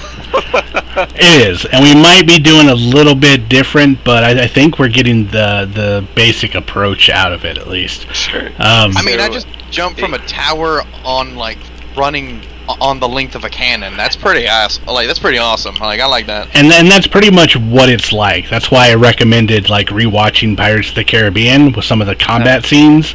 Is it's supposed to be high adventure gimmicky, kind of like running across barrels, or like the blacksmith scene in Pirates of the Caribbean Part 1, where they're just dancing on top of everything while they're sword fighting. Yeah. Gotcha. All right. So yeah, y'all over there by the tower see Gunther leap up on top of a cannon, run, and leap onto the ship. In the process, he like lands on the rowboat and kicks the rowboat off towards y'all. Are you still on the ship, or are you on the rowboat? I'm on the rowboat. Okay. He crashes into the netting that held up the fucking rowboat. Gotcha. And like the ropes snap and break, and the ropes help kind of like brace his fall. Okay. Gotcha. Can you remind me what Anton did, like we suggested while you Nothing. I didn't do anything. Come on, Anton, do something. Caller did interrupt your... Okay, good. Well, no. His thing was to like make ready when we're on the rowboat. Yeah. Like, I would be making effort to assist people escaping the escaping the authorities here. Well, I don't know about y'all, but I'm going swimming. And Wolfram leaps off the tower into the water and starts swimming towards the rowboat. All right. So can I make like a pot shot with I'm sorry. Did we use the remaining cannon? No. I was about to try to do that with some warfare and panache to try to scatter the rest of the defying forces. But if you wish to do that, no, go for it. You gonna start firing towards the beach then? Yeah. Well, yes. He's gonna try to take out either the largest group of random ATC countrymen, Okay. or he's going to like strike an area that creates such a big show that he wishes to scatter the rest of the forces, and allow us an easier getaway. So for this, he wants to use panache and warfare. Okay, go ahead, and because I just read this, and we'll go ahead and edit as we're playing, every time you use a unique skill, one that you haven't used in a scene, you gain 1 bonus dice. Ooh, okay. Like ever? Per scene, yeah, like right now this is a scene, so once we like leave this and go to the next one, it'll be per scene. Alright, so I would argue this is still helping Anton get out of the island, so that would be 7 raises. Okay. Wow. Holy shit. Yeah, that's a pretty good one. As an opportunity, I'm going to let you know that if you use 2 of those raises, which, remember, you already have to use 1 to get it accomplished, so if you use 2 of those raises, you will know from your time going back and forth to the grotto that those crates that are sitting right outside the grotto entrance are gunpowder crates. Fuck. Perfect. Jesus Christ. So you could aim at the gunpowder crates, or you could aim at the people on the beach, but the opportunity will use 2 of your raises, so 3 total. So you'll have 3 raises left after that. Okay, Got them in perfusion, so... Something that would actually be sort of metagaming, but not really. I'm very much wondering if there's an actual reason for me to target the gunpowder crates rather than the crowd, because otherwise we would just load up the gunpowder crates and either sell that as cargo or use that as be better actual equipped. gunpowder. Yeah. That's true, and that's why it's an opportunity. You have the option to choose to do it. But with that many raises, I'm supposed to give in opportunities as well. Right. How many baddies are there? Let me go ahead and get them up on the map so y'all can see. Well, no need. The real question is like, would there be a greater effect on striking out the people? Would it basically add more raises for doing that? Well, I'm just thinking that if we know how many baddies there are, then we can... So standing on the beach, there are 2 4-people brute squads, and they're fighting another 8 people. So they're fighting. There's 4 of the guards fighting 4 of the inmates. Or sorry, 8 and 8. 8, yeah. So there's 2 distinct groups though. 4 guards, 4 inmates. Gotcha. 8 guards, 8 inmates, but 2 separate groups. 8 guards. Heard. Sorry. Yeah, no problem. In that case, let me not strike out the gunpowder. Instead, I want to do my best line of sight on like from this cannon to these people and try to take out as much in this row as I can, and then we can help direct these prisoners to flanking these guards and making that short work. If there's any remaining raises from that 7, so that is okay. That's one for firing, 4 raises for taking out every person. Trajan wants to use the rest of the raises, since it was a warfare and a panache, to direct the prisoners to taking out the rest of the ATC company. Okay. He won't really take control of the of the field here. I will also say that as an opportunity, you can use a raise to take out that dinghy if you want to. No, we need all the Okay. all the I'd rather things we keep need it. to carry the gunpowder. Okay. So you are able to fire off the cannon again. Cannonballs start volleying towards the beach and take out the 4 ATCs. Now, unfortunately, you also hit one of the prisoners. You'll be alright. There's not much left, but yeah. He wasn't important. It's a damn shame. Who was that? Wolfram? Ugh. Now, Wolfram's standing on the thing with y'all. That was like No Name Bob. No name Bob. Fucking Anton, is there anything, like, any skill roll you want to make? Well, I mean, if I'm still standing at the top of the tower, I'd actually like to go ahead and start making pot shots with Chauncey. So I take a rifle. I'd like to think that I have a rifle and a pistol, and Chauncey and I have armed ourselves, and go ahead and start taking pot shots down. But No, that's good. Go ahead and what's your approach going to be? Are you just finesse and aiming, like going up to the edge and like looking over, and scoping them out, and trying to fire your musket? Really, Captain Morgan put my leg up on the banister there, and then go ahead and aim across the way, and I don't doubt that Chauncey is probably mimicking me in some way. Okay. And then I guess that would be what, a finesse and aim? Finesse plus aim, yep. Yep, okay, so we'll do that. And is this the first time using finesse plus aim to shoot for you? Yes. Yeah, you get that one bonus. I am sniping. Is this... And this is add 1 to dice? Yeah. Okay.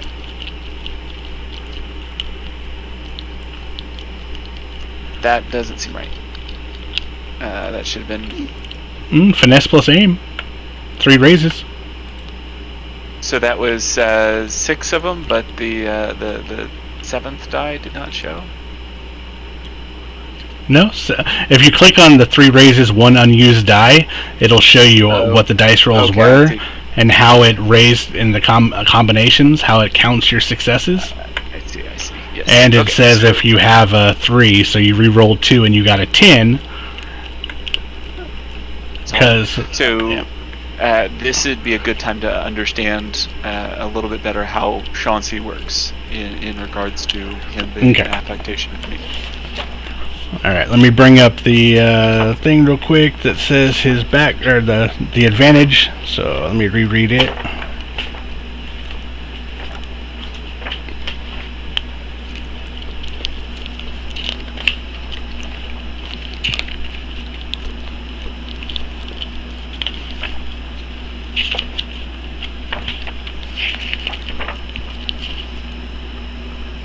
Okay, I'm gonna be real, Fade. I'm kind of digging this. Who? You. Who? Trajan. Go on. Say my name. Say my name. Say my. Yeah. No, it's fun, man. I think whenever Derek especially gets more comfortable with the system. Oh yeah. It's gonna flow a lot smoother, and like the momentum on the storytelling is gonna pick up. Sure. Well, so once we're actually out on the sea or out doing things, because this has a this has already happened. This is already a known thing, kind of element to it. That's true. I mean, y'all can do whatever you want right now and still walk away at the end, right? Yeah. So I think right now this is like really just helping us see what we can do in a basically no-cost setting. So, Trusted Companion, basically the mechanics of it is your allies directly aid you in a risk. You gain a bonus die if you describe specifically how they aid you. So basically he's standing there helping you shoot the ATC on the beach. Okay, so here's what he's doing if that's the case. Yeah. So him being my retainer, I'm posing in a heroic fashion as though I'm out hunting pheasant. And I have a musket, and he's loading a musket, and basically he's Gatling gun style, or like old school musketeer style, handing his lord another gun. Okay. So basically, I'm assuming that you'd only allow me like a double shot here if he's just going to hand me a fresh gun, but I'd like to pick off as many as I can. Maybe a headshot, and the shot goes through somebody's head and hits somebody's leg or something like that. So because you got the 3 raises, so the first raise automatically assumes that you got them. You hit your target. You can use each additional raise to take out one of the brute squads. So you can you have 3 raises, so that extra 2 you can take out 2 of them with your shots. Now you didn't. The bonus was because of flare, because you haven't used the skill yet. So you still need to roll 1d10 for Chauncey's bonus die. So that might change. How do I go about doing that? Just /R 1d10 to just do a single.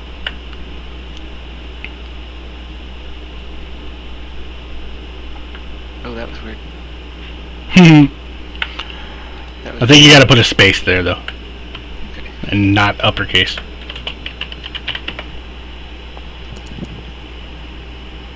Yeah, dual rolls. Okay, yeah, it's all lowercase and a space between the 1d10. Okay. Ooh, that's a fancy. R1. No, still. Okay, so maybe I don't fully understand what you mean when you say space. So space? /R Oh, I see. space I'm sorry. Okay. 1d10. No problem.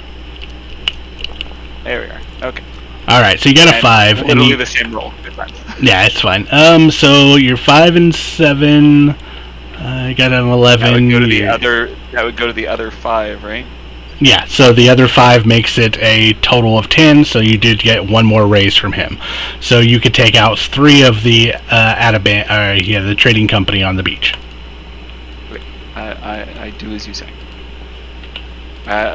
Basically, as I'm shooting, I get one headshot and one head and gut shot. I have a question for the GM. Go ahead. Since it's a gun, and these are cause 1 automatic dramatic injury, does that take out an additional 1 guard, or When it how does comes that work with brute squads? When it comes to the brute squads, no. The brute squads have a strength equal to the number in the squad. So if it's 4, they have a strength of 4. So they don't have a brute squad. Also doesn't have a dramatic wound. If they get hit for 1 wound, they're gone. They're just like minions from like 4th edition, or they're basically Soldiers. Yeah, they're the mooks. When it actually the mooks, yeah. When it comes into the different tiers, you have the brute squads, villains, monsters. Monsters are going to be anything from undead to ghosts to sea monsters. Brute squads are going to be basically just regular people that have weapons that are just cannon fodder that get shot and killed. And then you have villains, which villains are definitely going to be harder. They have the wound tracks just like the PCs. Gotcha. Okay. All right. So yeah, y'all take out 4 more. You used all of your raises doing that. Your 4 raises to take them out. You didn't have any unused dice after that, so I can't purchase anything from you. One of the ATC guards stands on the beach while he sees that the fucking towers are firing cannonballs at them, and he starts running towards the grotto.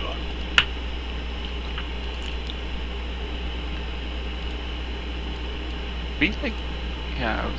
We like turn order proper. I feel like it's just a spoken away kind of thing right now. It is a spoken away thing. Usually an initiative goes from the... You can go around the table and ask everybody to roll their approach to a situation. The person who has the most raises in an approach, that's the person who goes first. So we've been kind of... we haven't been going in like an initiative order. We've just been going like when y'all speak up to say that y'all are doing something. But it'll definitely get more unified as we go. Yeah, it sounds like, like party goes, then like enemy consequence of what happened. Yeah. Gunther, are you pulling the boat towards the tower? Is that where you're taking it? No. Okay. Gunther doesn't know how to sail. A large part of the raise is the boat was going by itself. Oh, okay. It's being Like, slowly going in through the tide. Okay. Yeah. And he's gonna like get ropes and everything, and just try to have them over so they can like climb up. Okay.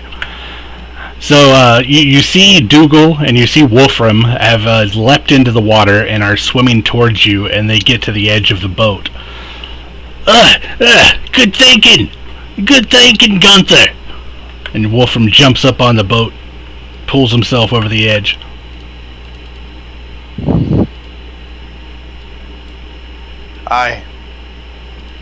Any of you know how to row a boat? How to row a boat?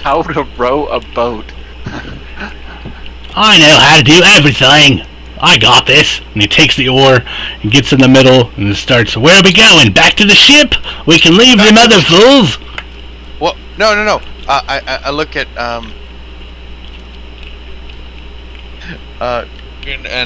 Anton. Jump overboard. Wait, The water's fine. wait, Gunther, look, and he points towards the like a cargo of gunpowder. We will need that.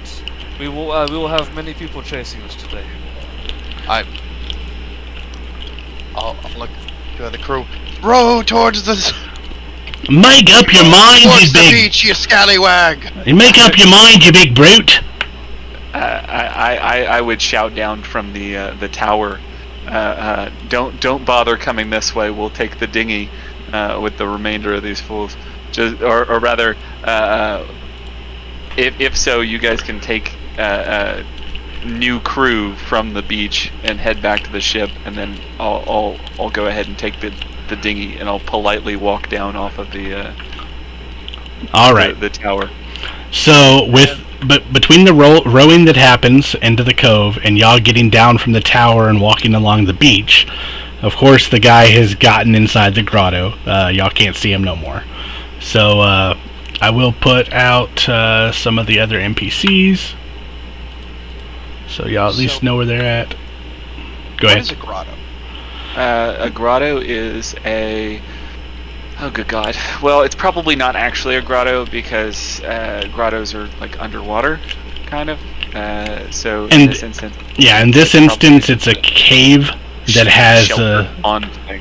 Yeah, it's a cave that has spring inside of it, and has natural water springs that come up inside of it.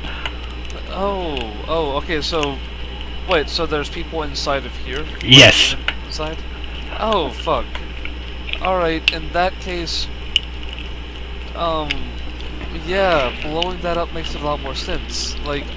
Because it closes off that whole area. Yeah, it closes off that area, and on a smaller note, it will, if that collapses the grotto, this will no longer be a decent prison for people, because there's no more water. I will give you a sneak peek of what the grotto inside looks like because of y'all used those raises to become trustees, so y'all would have gotten to see what it looks like. So let me jump over to that real quick and let y'all see.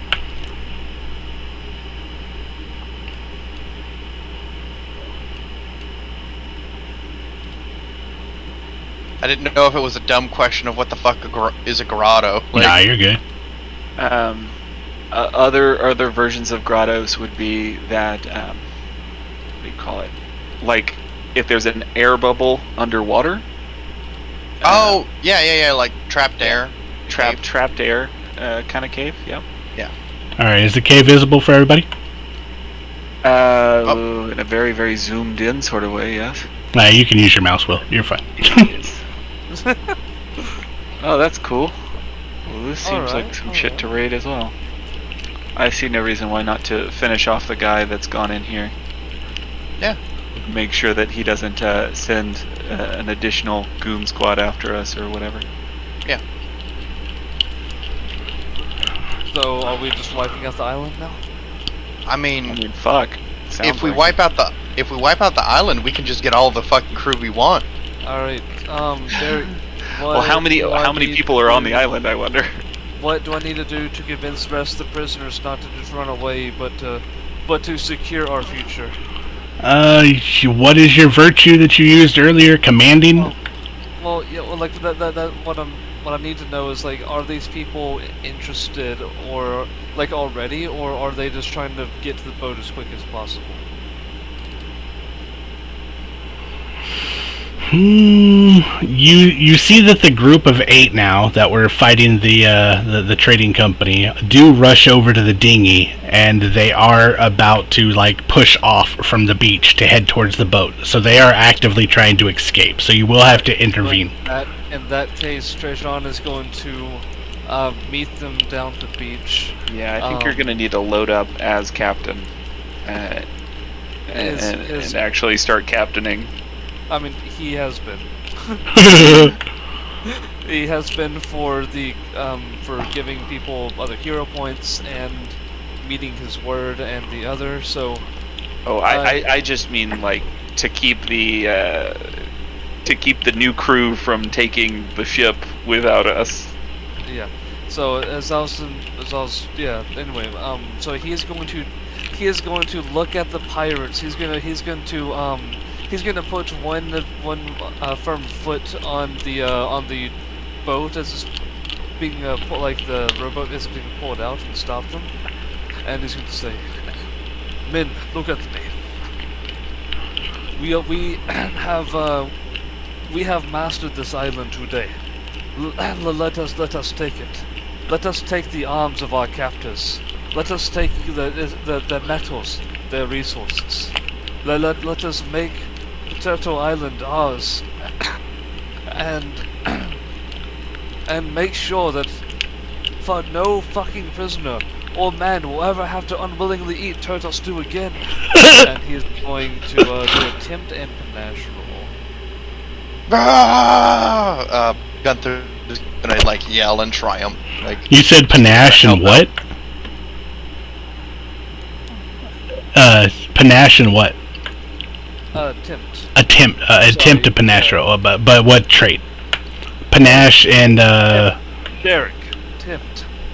tempt. Okay, not attempt. Sorry. I said it, and it is on the thingy. Oh, I'm looking at the sheet too. I totally see tempt right there, but I kept on hearing attempt because I'm an idiot, so it's all right. No, it's okay. I'm sorry if I raised my voice. I was just like you keep interrupting, and I was like, I've said it. No, definitely don't feel like you're going to hurt my feelings if you interrupt me and tell me to shut up, because I totally get it, and I've been a player, and I've been there, so please tell me. Please interrupt. Well, I think after the last game, we were all just very interested in being heard. Yeah, tell me about it. yeah. I mean, I was so interested, I quit the game and started GMing.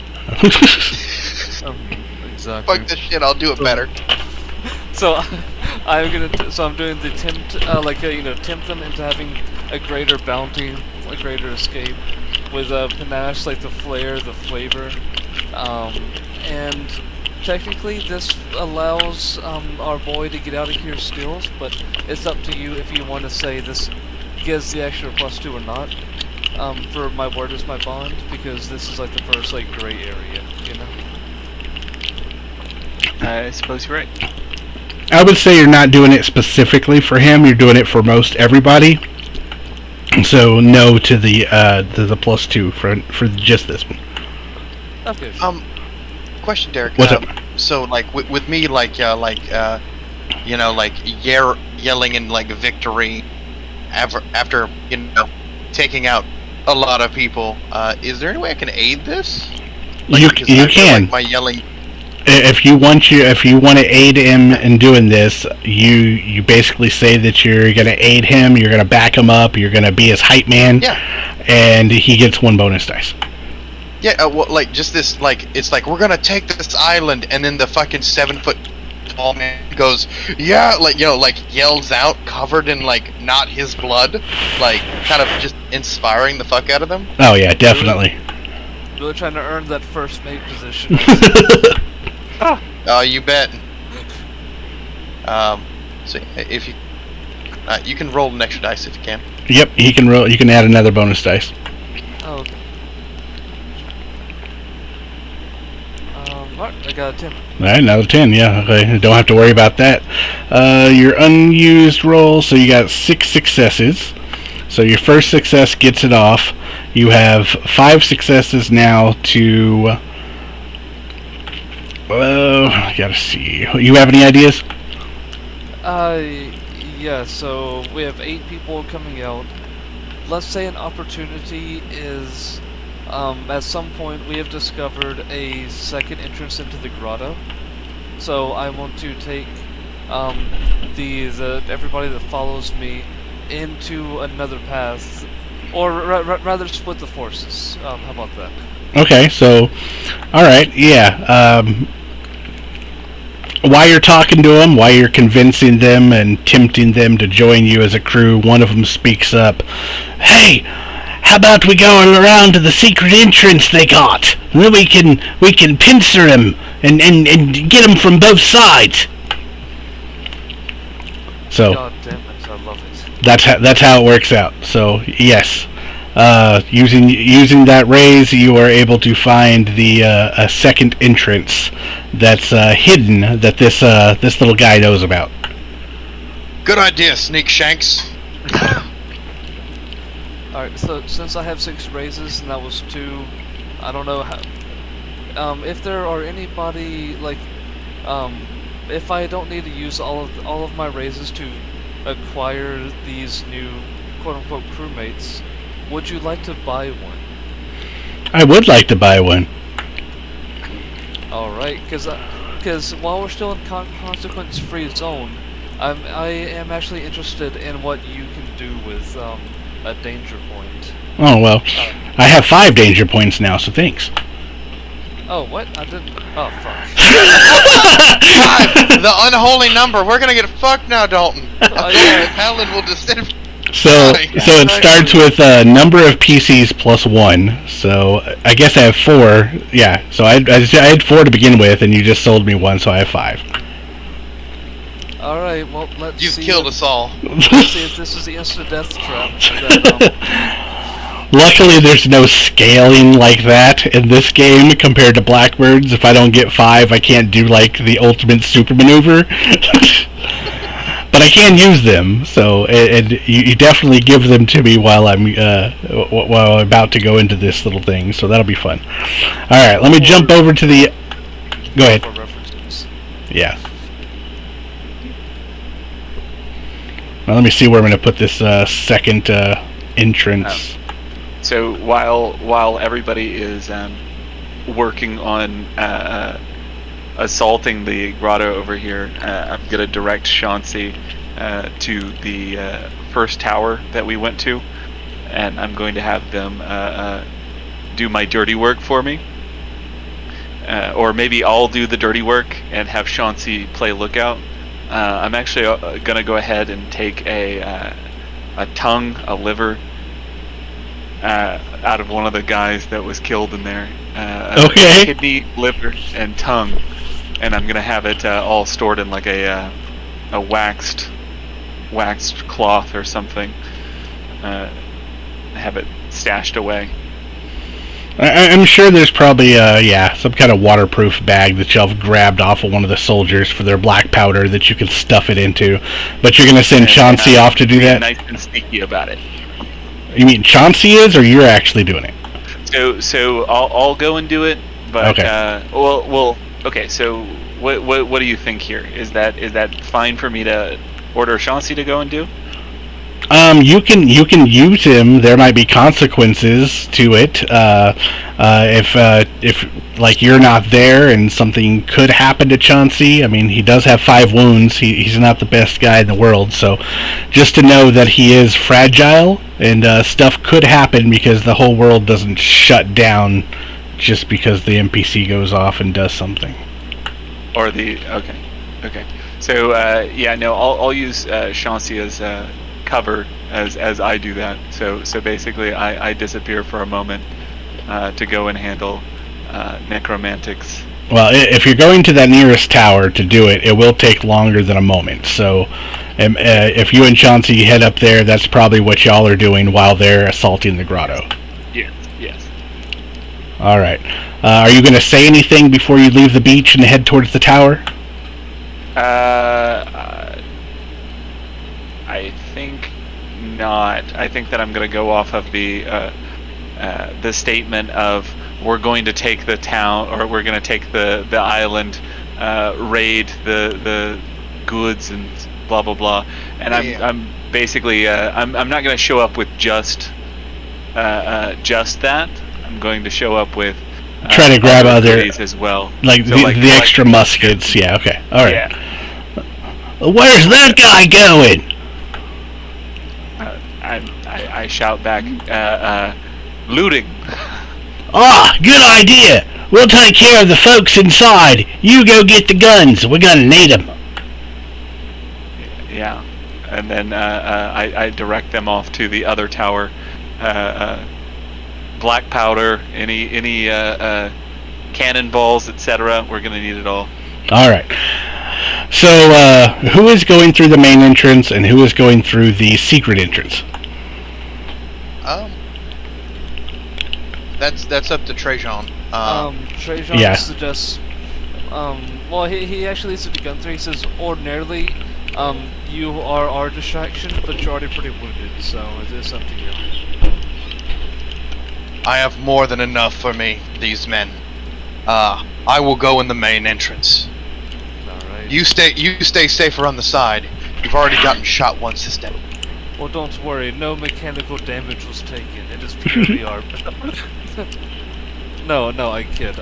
So actually, before we separate, Trajan is going to spend a hero point on the Devil's Due. Okay. He is going to lift up the telescope and what his Nakama, his pirate friends see is him just staring straight at the rock wall, but he is seeing through the rock wall and he is counting out the enemy. He is like seeing how they're preparing. He is seeing where they are and who looks to be the leader. A pretty nifty ability. Strangely enough, especially to Gunther, who's right beside him, Trajan is lifting it up to the very bereft, like, missing eye that was gone through. Like when everyone's like, looking at him, Gunther just goes, he does this sometimes. I think you might be using your wrong eyeball. Helps him think. Alright, as you peer through the stone, you can see a total of 7 men inside the grotto, right in the entrance. It definitely looks like one of them is the commander. You've been around them long enough to know their ranking system. So when you get inside, you'll see that the commander is dressed in red, while the others are all dressed in different attire.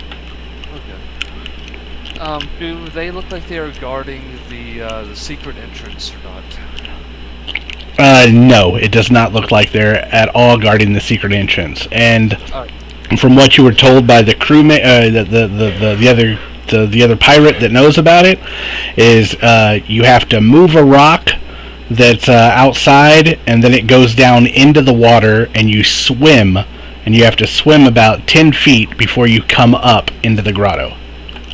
Alright, so change of tactics. We don't need Gunther to really shock and awe them. He is going. Oh, looks so good, thank you, baby. Oh, sorry, that was my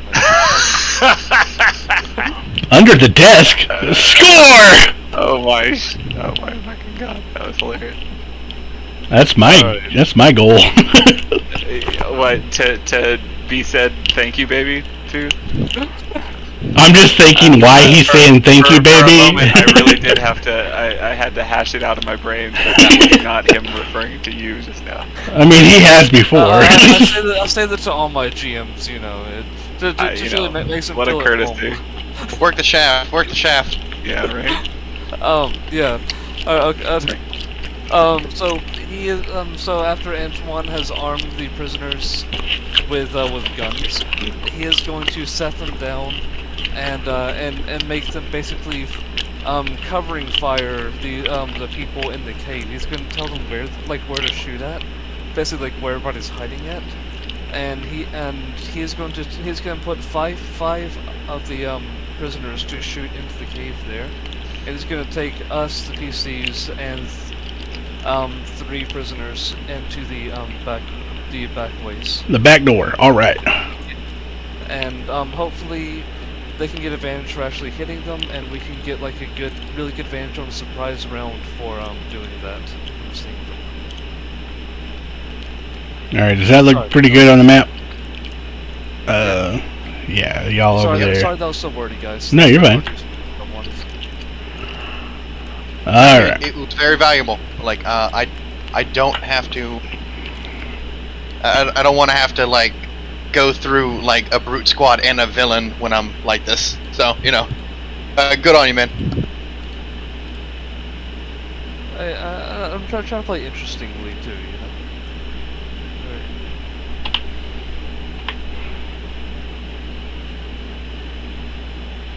Now, if only we could have fought them on my ship, I would have gotten even more automatic raises.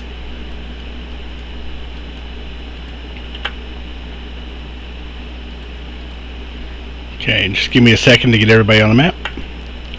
Of course.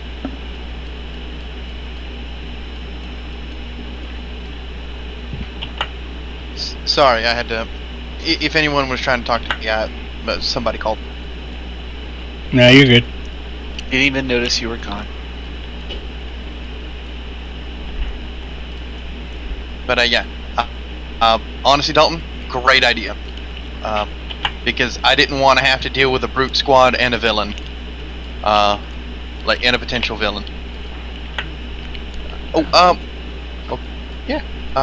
And I just want to say the armament that Gunther came out of the tower with. He's now carrying around a claymore, and he seems to have it in one. He seems to have the greatsword in one hand, and oddly enough, there looked to be like a metal gauntlet in his left hand. Okay. Yeah, any of your starting gear that you would have had for like a duelist class or stuff, you could have picked up from one of those towers. That's not a problem. Yep. And he looks to have he looks to have kind of like a weird style of putting his hand out in front of him, and like the claymore gripped in one hand in the back. It really looks kind of odd, and you've probably seen the duelist pin on a couple of people, and the Eisen duelists using like rapiers and cutlasses.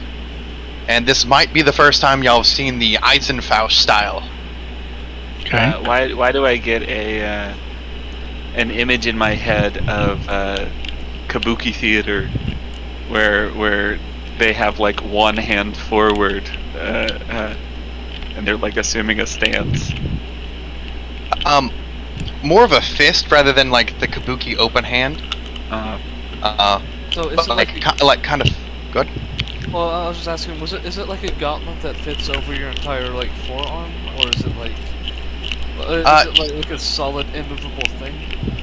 Yeah, it's a solid gauntlet piece that covers like the forearm. Oh, okay. Imagine.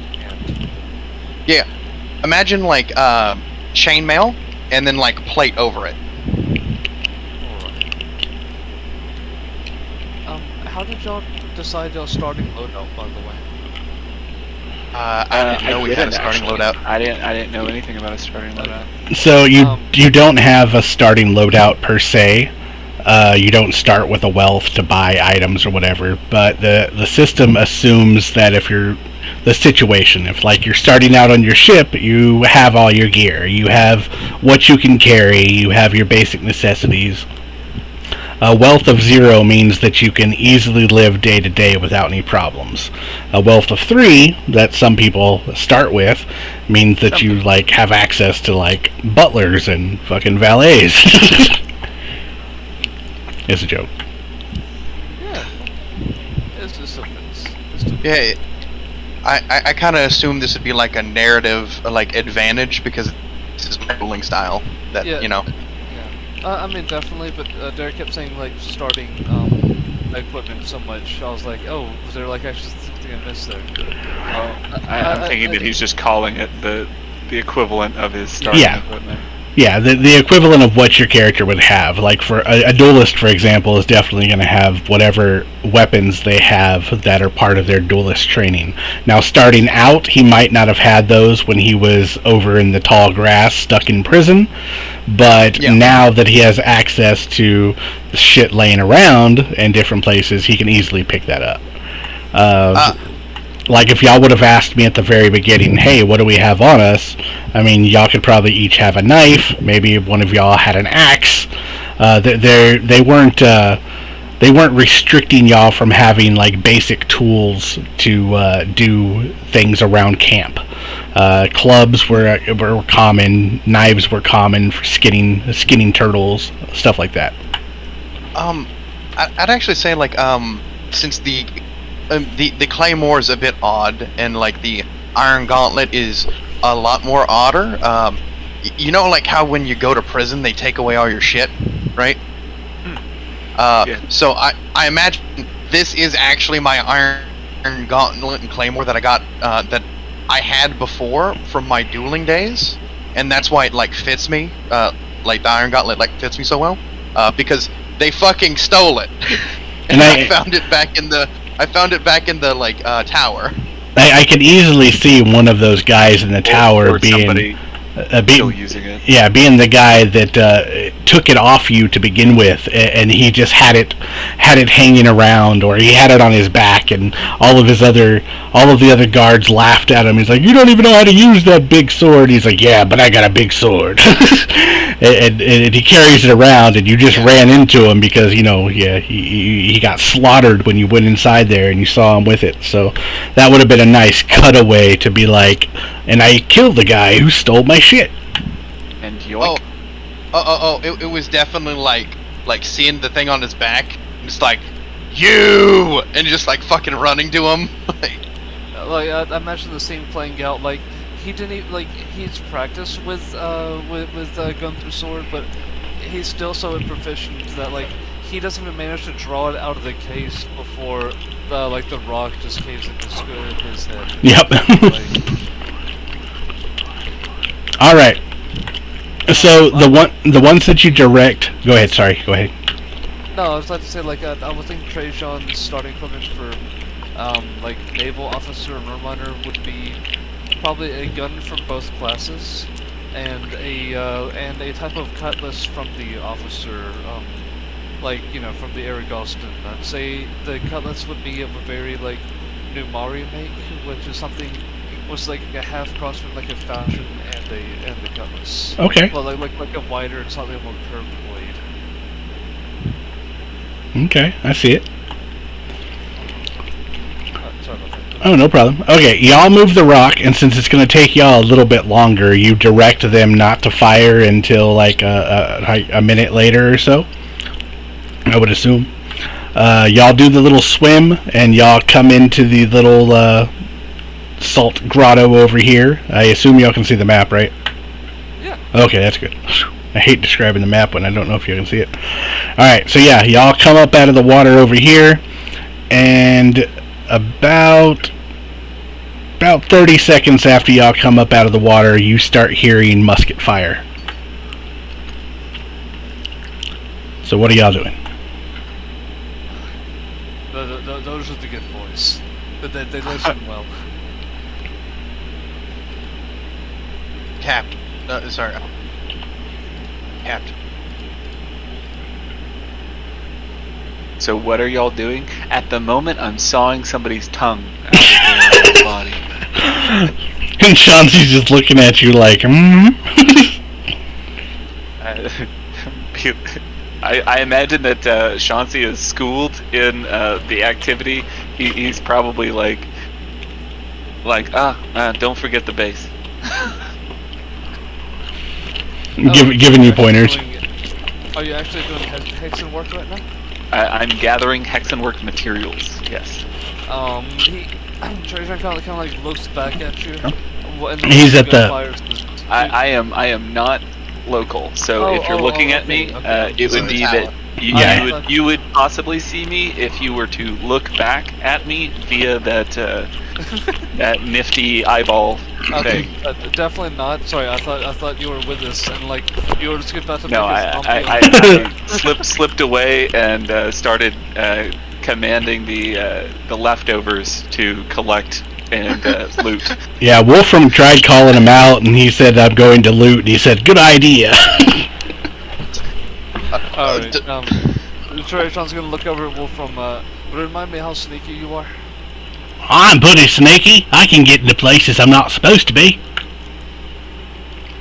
He points towards the red-shirted captain, the red-clothes captain up ahead, and he sells the telescope out, and he's gonna point out basically the closest people for everybody with us.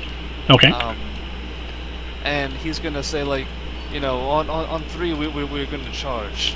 Wolfram, I need you to busy up the commander as long as you can. I will try. Wolfram, What? go somewhere else. I can take the command. And I'll look at Trajan and just like give a nod. As you will. All right. Well, I'm just gonna slip behind one and stab it in the back then. Indeed. All right. So. Men, on 3, and then he just runs out. Yeah. Nice. Leroy Jenkins. And he is going to. I think he's gonna try to blow the man's in front of him's brains out. So. Okay. So. Mash and aim. Are we doing this now, or doing a roll? Let's actually do a. Y'all have surprise. Y'all are good. Hey, Gunther, quit putting yourself inside of a rock. That's a rock. My screen's black. Can't. Are you serious? Like I see like tents. I see a fire, but the background is black. Is that the same for everybody? No. I didn't Beyond think so. a certain area, it's black. Like this whole area out here is black. All right. Let me see why Gunther's isn't working then. He has vision. Okay. This is what I see. I'm posted on. Yeah. That's weird. Okay. Oh, that is very weird. Configure. So he's got like he's got like the character-based vision then. Yeah, I think everybody should have gone black just now. Yeah, my screen's got darker. Yeah, darker for me too. Not I, but I'm not in the scene, so it doesn't matter. Yeah. Why does yours doing that? That is weird. Always got to be difficult. You know that. Hey, actually, press F5 for me. F5. Yeah. See if Okay. that fits. Fix it. It basically Okay, reloads Foundry. Okay. Yep. Reloading it. Sorry for the wait, guys. Oh, no problem.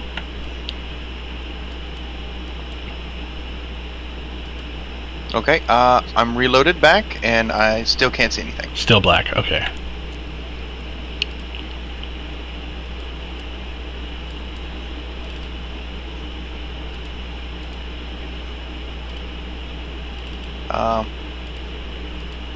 Alright, it got dark again. Now I see Trajan and the allies. Yeah, you see them. You're just not seeing the background. Okay. Yeah. So if there's like spikes or bear traps, don't hold me accountable to it. I get it. Alright. Explored. Okay, that darkness level unrestricted. I'm going to walk up to the red captain over there. Can everybody still see now? Yes. I can see. Well, what about you, Gunther? Can you see the map yet? Nope. I see the enemies, I see the allies, I see the tents, but still no background. I'm fine with not having a background to get the scene going back again. Okay, well then I'll just move your character because right now where you're standing, you're between two giant rocks, so you can't go up or down. It's just a small, narrow pathway. When you put his character in the back, okay, never mind. I was wondering if it was just where his character's positioning was, which. I haven't added any walls to this, so there shouldn't be any walls at all to make things weird. So I don't know. It has to be something on his end then, because it's working for both of y'all, and everything's set up on my end for it.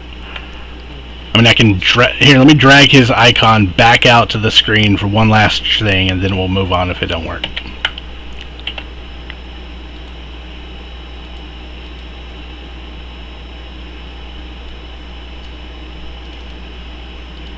I mean, nope, same. Oh well. Okay, yeah, that's weird. Hopefully it doesn't do that to other maps. Alright, so, Trajan, you're going over there and you're gonna shoot that guy, you said, with panache and aim, like right in the back of the head? Yes. Okay. I want to shock and awe. I want to make everybody soil themselves in this attack. Like, you have to remember exactly how loud a gunshot is, especially from inside the cavern. Oh, I know, it's gonna echo bad. Now that you're out there, though, you do get a quick look over at the entrance. You can see a couple of the pirates that were with y'all dead on the ground, and you see a couple of the guards, they're dead on the ground. They've been shot. It looks like there's been a nice fight going back and forth for a while between them. Alright, go ahead and give me your roll for your panache and aim. Okay. Alright, question is, does the bonus die apply for every different mix? Because this is my first mixture of these two here. And if you don't know off the top of your head, that's okay, we don't need it. Alright, so the flare dice, every time you use a unique skill. So it's a unique skill, not the trait. So you've used aim, so yeah, you've used aim a couple times now, so no, you don't get that bonus. It's quite alright.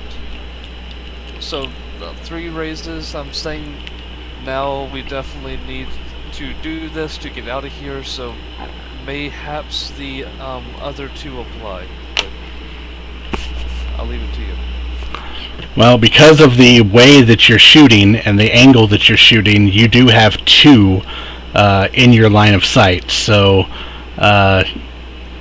yes, if you want to use the other 2 raises, you get the shot off, you hit the one in front of you, you can use another raise to hit the one behind you, and you want to sell me those unused dice? I do not. You have enough dice. Okay, just asking. Yeah, no, I'll go through having 1 bullet, go through 2 of these things. Alright, so because they're brute squads both, your 1 bullet tears right through them, your musket ball goes right through each one of them, and they go down. Alright, let's jump over to Gunther. What are you doing? Okay, so Gunther, very differently from, Trajan, is going to walk up to, and when he's getting right here, right? Yeah, you're good right here. He'll alert the commander, and say, today, you duel Gunther Schmidt of the Eisenfaust School, and draw your blade, and I'm going to try to initiate a duel with him. Okay, just one moment.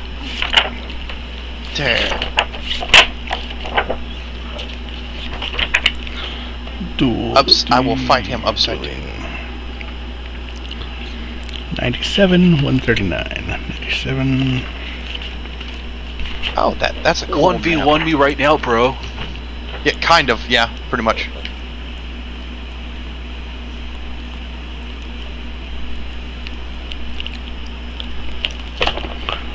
And 139. Do you guys listen to audiobooks? Yes, a lot actually. I tried to.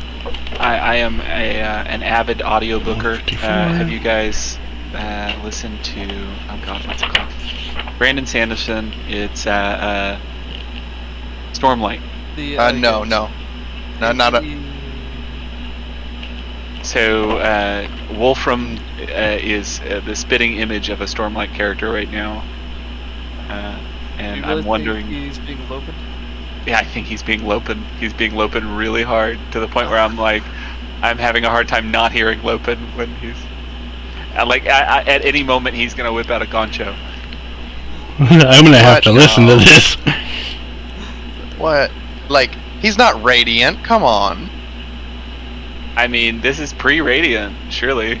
Also, I know nothing about the Stormlight Archives. And shouldn't he have like only one arm if he's Lopen? Well, that's There you go. that's post Radiant. So now we're pre, now we're post. Make up your No, mind. yeah. No, I can see it. I can see it. Really, we need to see if he took the extended family advantage, just to really sell it. Everyone's yeah. a cousin. Yeah. All right.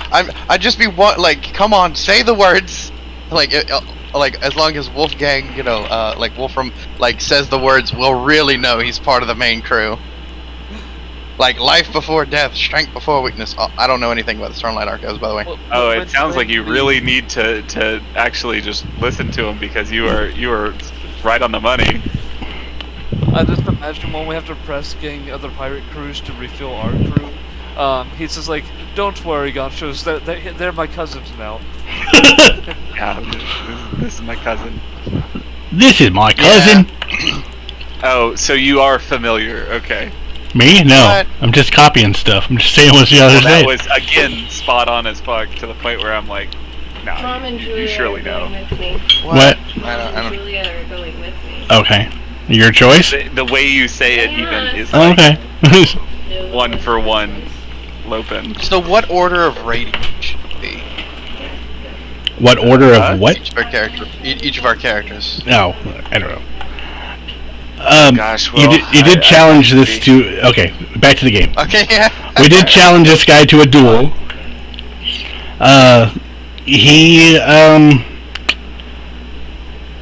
He's gonna do it. He doesn't have to. He's not part of a dueling academy. He doesn't care, but he does think that he has a possibility of winning on 1-to-1. Yes. And he looks back to Trajan behind him, and he's like, if we're gonna duel, how do I know your friends aren't gonna shoot me while I'm drawing my blade? Because Okay. I will not have to. Okay. So fighting is still happening between the other guys and the guys up there. So these guys are going to move over and assist with these guys over here while it's that turn. Alright, sorry to interrupt, Tyler. He said he looked towards me, so like Yeah, no, you're good. I thought it was more of like, oh, this is me putting my trust in you. A la Luffy Zoro moment. Yeah. No. I completely get it, and I get where you're coming from, and I approve. And like that was a cool scene. Like, that was a cool little moment. All right, then. So you're going to enter this approach using what skill and trait? Okay, so I will use since he has this saber, I am going to use the parry maneuver. Oh, not maneuvers. Only. Not maneuvers. Not yet. You're looking for your approach. So your approach is probably going to be brawn plus weaponry. Yes. My approach is going to be brute force with the weapons I have on hand. Okay, so yeah, that's going to be brawn plus weaponry. His is going to be brawn plus weaponry because he's fighting melee back to you. So we both roll our brawn plus melee, our weaponry, and whoever has the most raises is the person who's going to basically swing first. And then with your raises, you get to use the different maneuvers. Okay. So let me get my guy up there.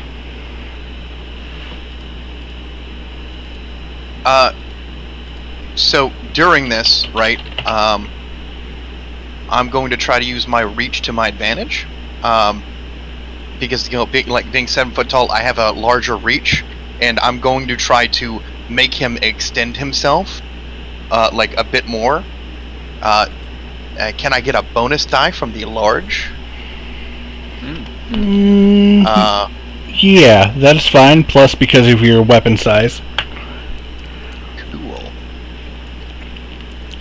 And this is the first time I've actually rolled weaponry as well.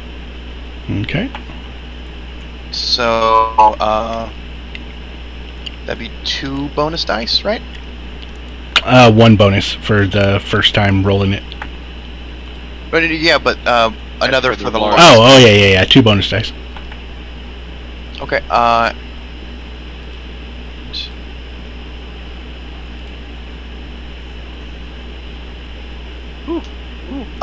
That's 7 raises because my brawn. Spicy, very spicy. Like my legendary brawn thing. Yeah, I know what you're talking about. Okay, I'm trying to do mine, but mine didn't want to roll. So let me try that again.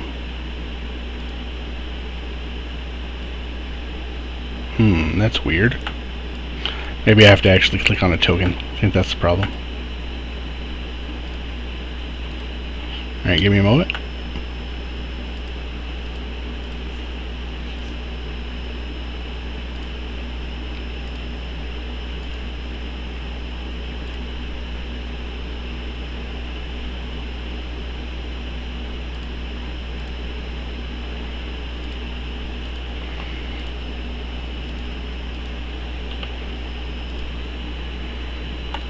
I killed him. He's dead.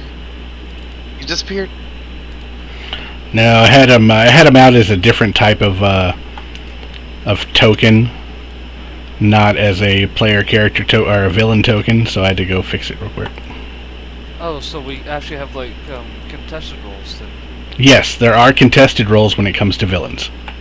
Oh, Okay. did I make him a villain by challenging him? No, Okay, cool. the commander was a villain. So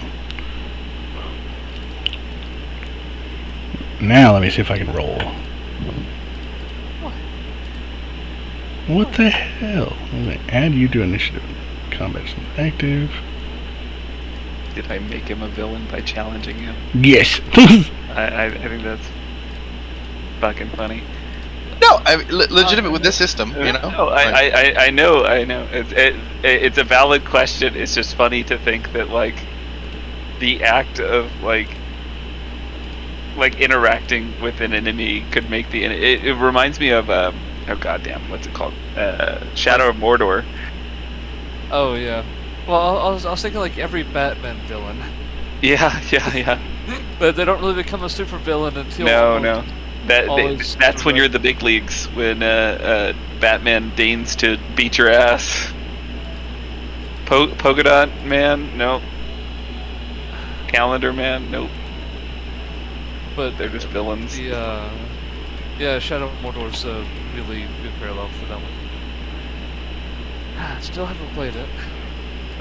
It's a good one. I don't know that I'm like quite there with it though. I'm just like not like it's been so long. I'm just not even sure how well it held up. I'm not gonna fuck with it again. That's where I'm at with it. Just like Assassin's Creed. It's like I haven't touched it in like 10+ years. Yeah. I feel like at this point it's dead Let to me. let Sleeping Dogs lie.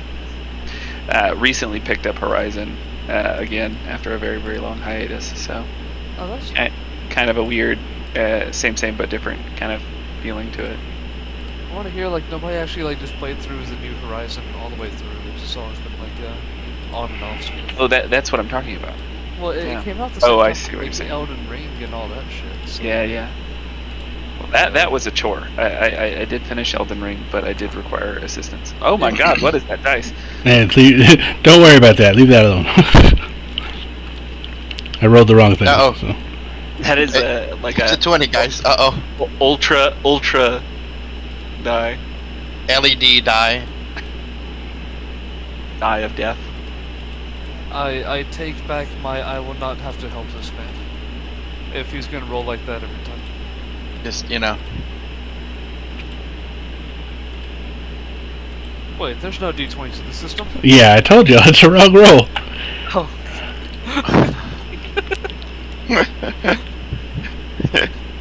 Guys, he created me with a dice that doesn't exist. What the fuck? It's so powerful. All right. So you have your 6 raises. I have my 4 raises. You have actually 7, right? Yep. Okay. So, all right. So you get to go first. So you have your maneuver chart. You know what your charts are: slash, parry, feint, lunge, bash, and that other one. That damn word that I can't say. Actually, no, it's not. Because things change, and my things are different. No, because you're seeing, yeah. I will use a iron reply. So I have to wait for him to go. Okay, so you're gonna hold off. Yeah. What is I need to know what he does so I can do my thing. Gotcha.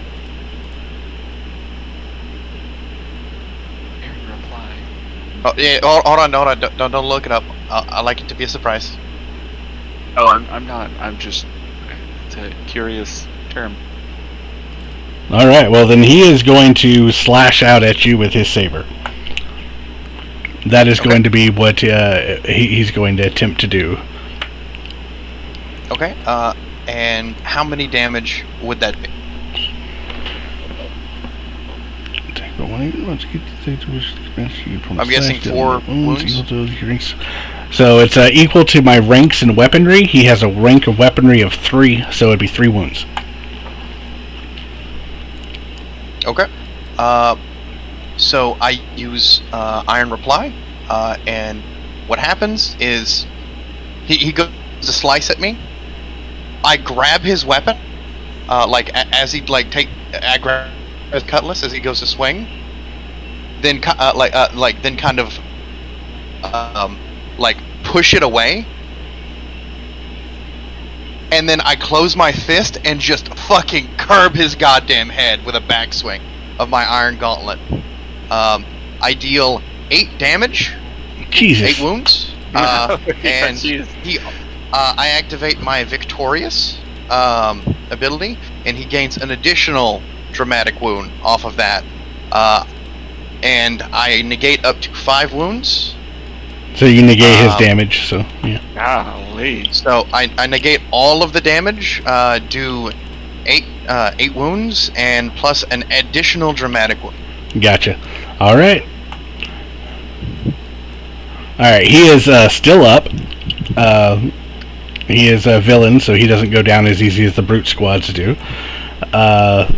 So, yeah, he gets clocked right upside the face, spits out blood, a couple of teeth, tries to turn around and lunge back at you with his sword. Alright. So, yeah, luckily that little thing you can only use once per round. So. Lesson learned, just shoot enemy duelists. Yeah, in the face. Yeah. Don't fuck with him, man. Don't fuck with him. Not all villains are duelists, but there's the reason that duelists are 5 points in this fucking system advantage. Yeah, I'm seeing it.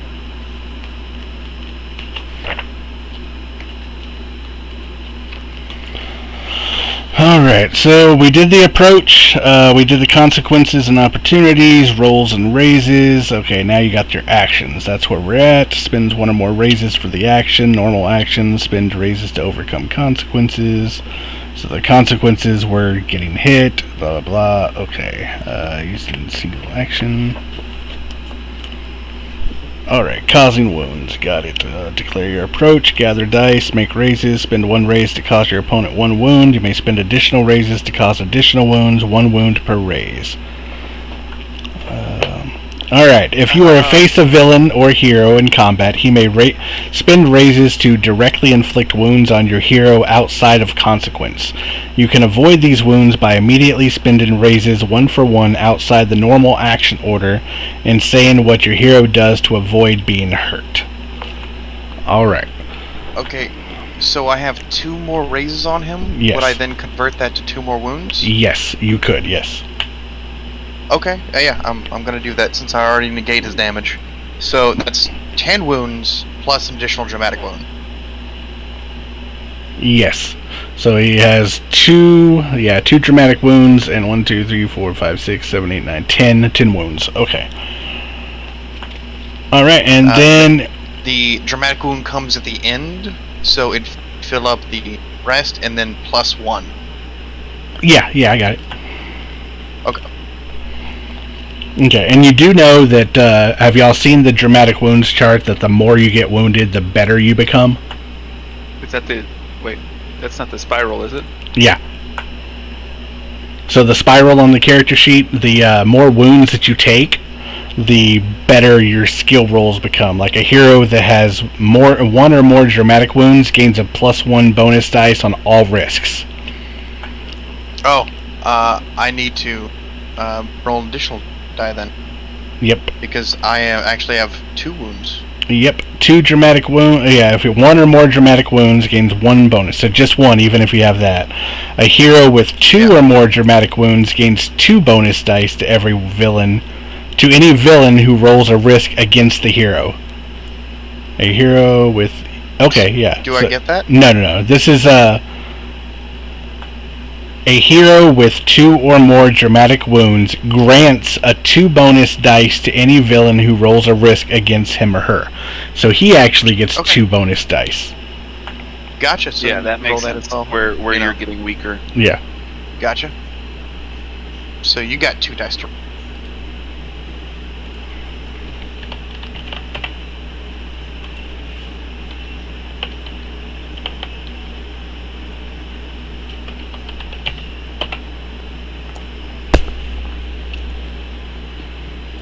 /R space. Yeah. Yeah, I got it. I did the other one. Okay, so that's at least 1 raise, and I didn't have any unused from before, so no. So I got 5 raises in that one. You still got the... 7. So he takes 1 less health. So Yeah. it's 9 plus 1 dramatic. Yep, okay. Would you like to sell us any of your dice for me getting a hero point? Is that No, I can buy dice. Y'all can't buy dice. yeah, that's why I was like, what? I can give you hero points. Now, I do have my danger pool, which I don't think I'm going to use for this background flashback thing, so it don't matter there. So, okay, so you was did... wondering. Yeah. It did seem like you were going a little bit light. I mean, I can't go too hard. Y'all know y'all survive. This is a a flashback. Alright, so you did that. I think it resets it back then, but I don't know if we do like the initiative thing again. I think it's just the it's back and forth for the actions. That's one of the chapters that I was sitting in bed reading last night, but it was hard to do it without like rolls and playing through an example. Alright, so we got the round, consequences, rolls, raises, end of combat. Okay, when a player is out of raises, his character can no longer take actions during the round. He must wait until all players spend their raises for actions. Okay, so you've spent all your raises for the extra damage. He spent all of his raises basically trying to hit you, but you grabbed his blade and punched him in the head. So now it's back up to the end of round approach. Go back to step 1 approach and go through the steps again. So, okay. So yeah, now the approach again. We roll the 2 dice off. He's going to do brawn and weaponry again. Yep. Trajan, do you want to do anything before the to help out like the men maybe, or? Yeah, no, that's what I was already suggesting, was that like while the real interesting stuff happens, Trajan is just gonna do some mop-out work, and he wants to try to do it as quick and efficiently in a way as possible as to not lose a single more prisoner / crewmate. Okay. Well, luckily y'all have the numbers on y'all's side. He's gonna try to like get another 2 for 1 and then force the others to surrender. Gotcha. And I don't have any bonus dice because I'm using the same thing, and my large probably doesn't proc twice, so I'm just rolling straight. Hi-ya. All right.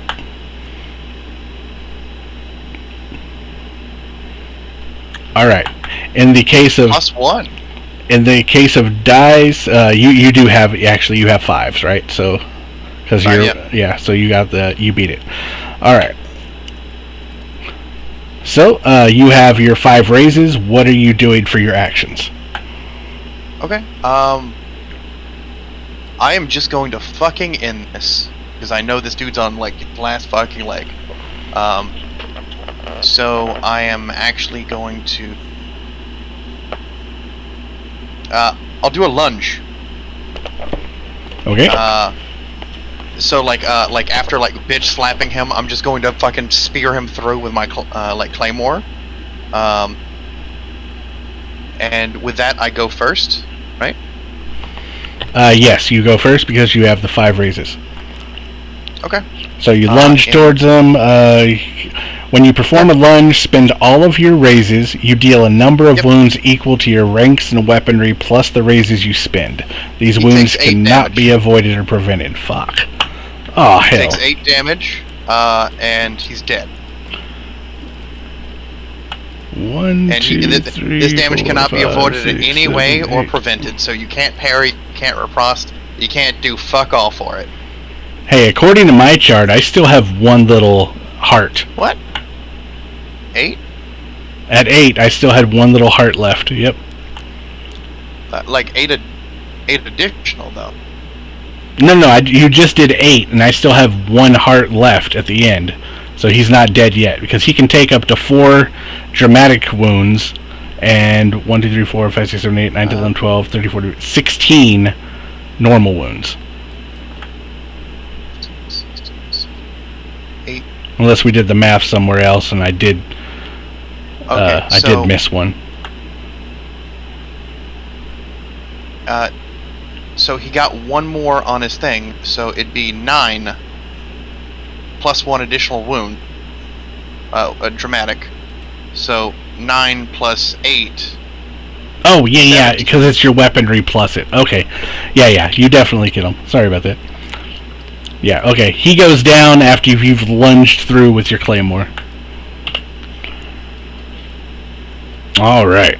As y'all turn to look at the battlefield, you see that the pirates are all that remaining. There is one of the ATC still alive, but he's cornered by 3 of the pirates over here. Gotcha. Before, turn away, one last thing. Yep.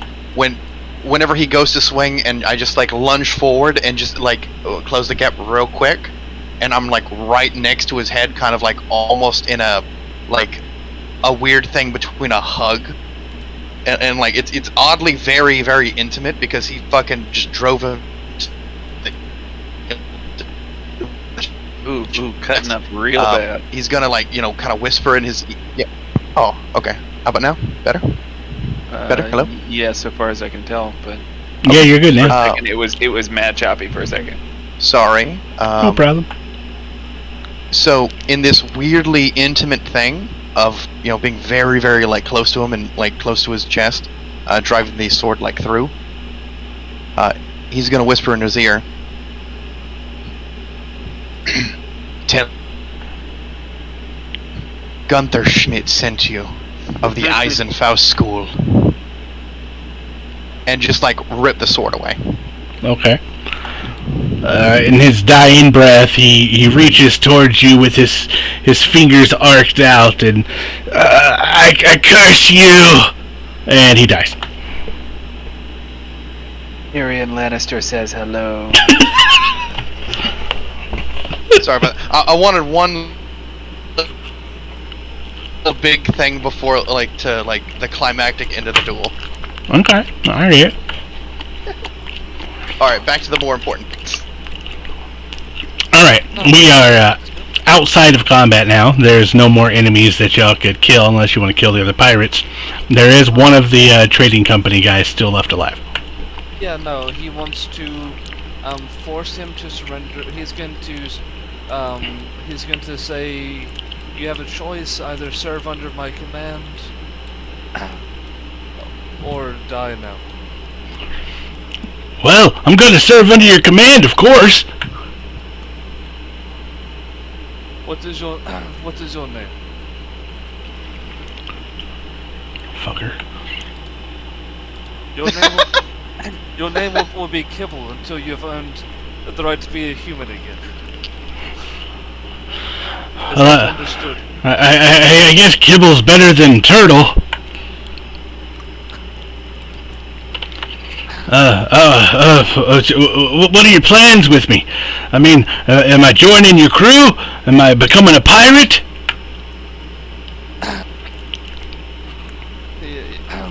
He looks towards the ship in a dramatic fashion and says, that remains to be seen of how useful we are.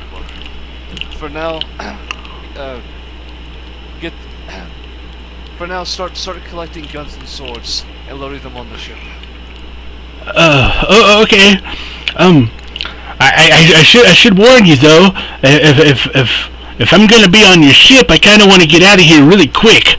Cause if we don't, the Ataban Trading Company are going to be sending a scout ship this way. They're due for resupply here in a couple of hours. I don't really want to be here, especially on your ship if they show up, because they'll blow you out of the water. Of course. Thank you for your advice, Kibble. You're a brave and honorable man. No, I just want to survive. Of course. I'll get those guns for you though.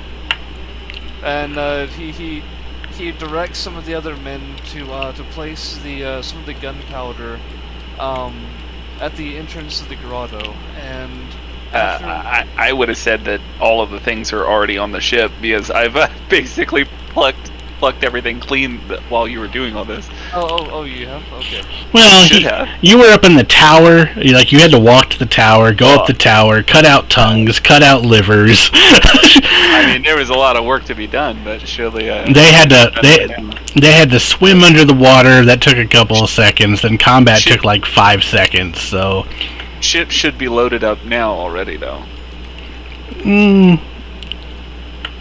I would say there's still a couple of crates on the beach, but there's at least one cargo worth in the ship. Alright, a couple of crates is good enough. Yeah. So Trajan wants to put it to a vote amongst everybody here. All the named characters. Okay. Including Kibble. Do we now blow up the grotto, cut off this island source of clean water, and basically close down Turtle Island for future inhabitants? Question is, Yes. are we the only prisoners on this island? Or No. is there yet? Yeah. So Y'all were the only little outpost. So it looks like y'all's outpost and another little tent community got together and did the raid. There's still like 8 or 9 tent communities out in the jungle, or out in the island. So what's happening is that us doing that would fuck over other bits of the island. Yeah. That's true, because then they would be stuck with no ship.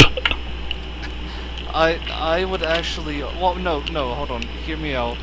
They'll be stuck with no ship, but these resupply ship is going to be here in a couple hours. They're going to know that they have no more water. Well, that's true. This is going to cause the greater good in the long run. Yep. All right. Fun. Sounds good to me. Anton and Redbeard, what is y'all's vote on this? You look around for Redbeard, and she's nowhere to be seen. She hasn't been here the entire time.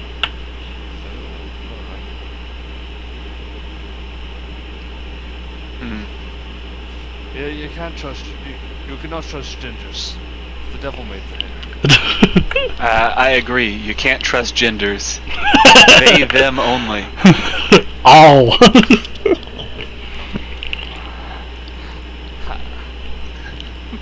All right. Anton, are you actually against this? I'm thinking of this more as this is how Australia came to be, but I mean, I'll side with Captain in this. Okay. Well, I think that if we ever were able to get rid of the ATC's presence in the area, we really could just dig it up. Or what's also very likely to happen is they will get the prisoners to dig it up, but hopefully with a bit of know how we can place it in a way that it may be too much work for them to view it as profitable. Well, I mean, it may fuck them over for a bit, anyways. Um, Yeah. Sorry, go ahead. I got a question. Go ahead. Trajan, when you were working as a trustee, right? Like I'm guessing you helped them with like sailing matters because that's really what you're specialized in. Do you know where Turtle Island is on the map? No. Like, okay. Is there any way you can I make see where your brain is going. any way you can make any type of like roll to figure out where we are? That way maybe we could return to Turtle Island and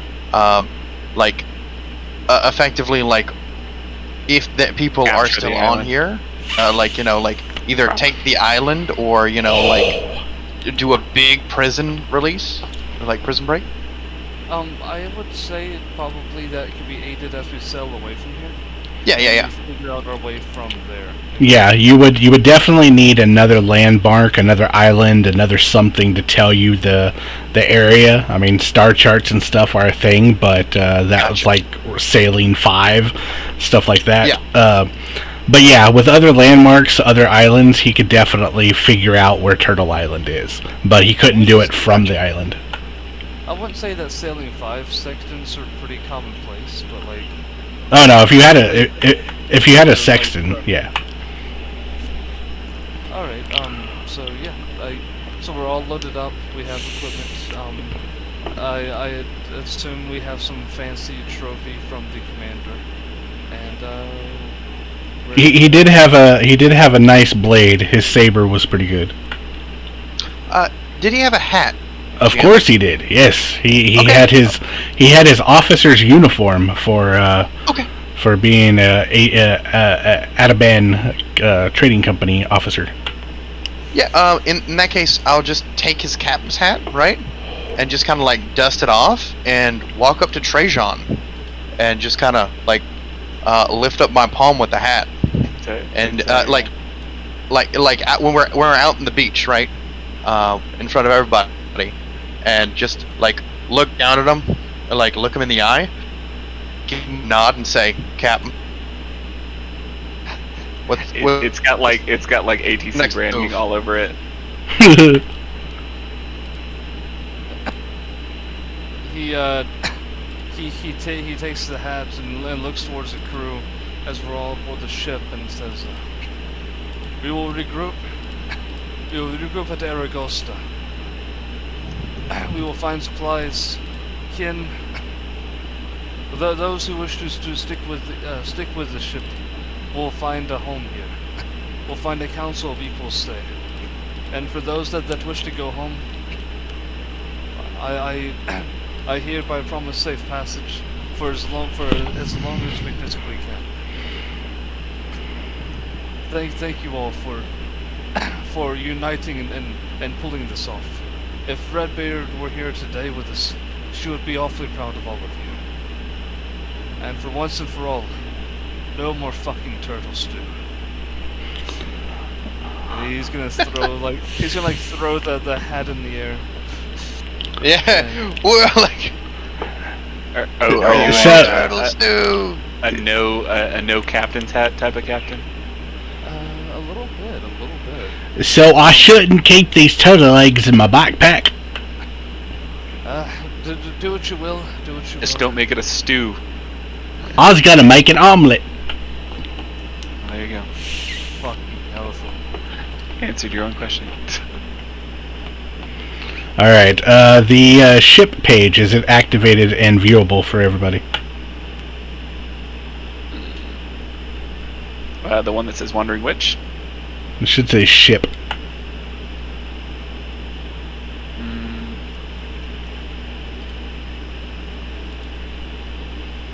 Yeah, like we're all. I mean, I see all of our tokens things on it in the upper left-hand side. Are you? Wait, what?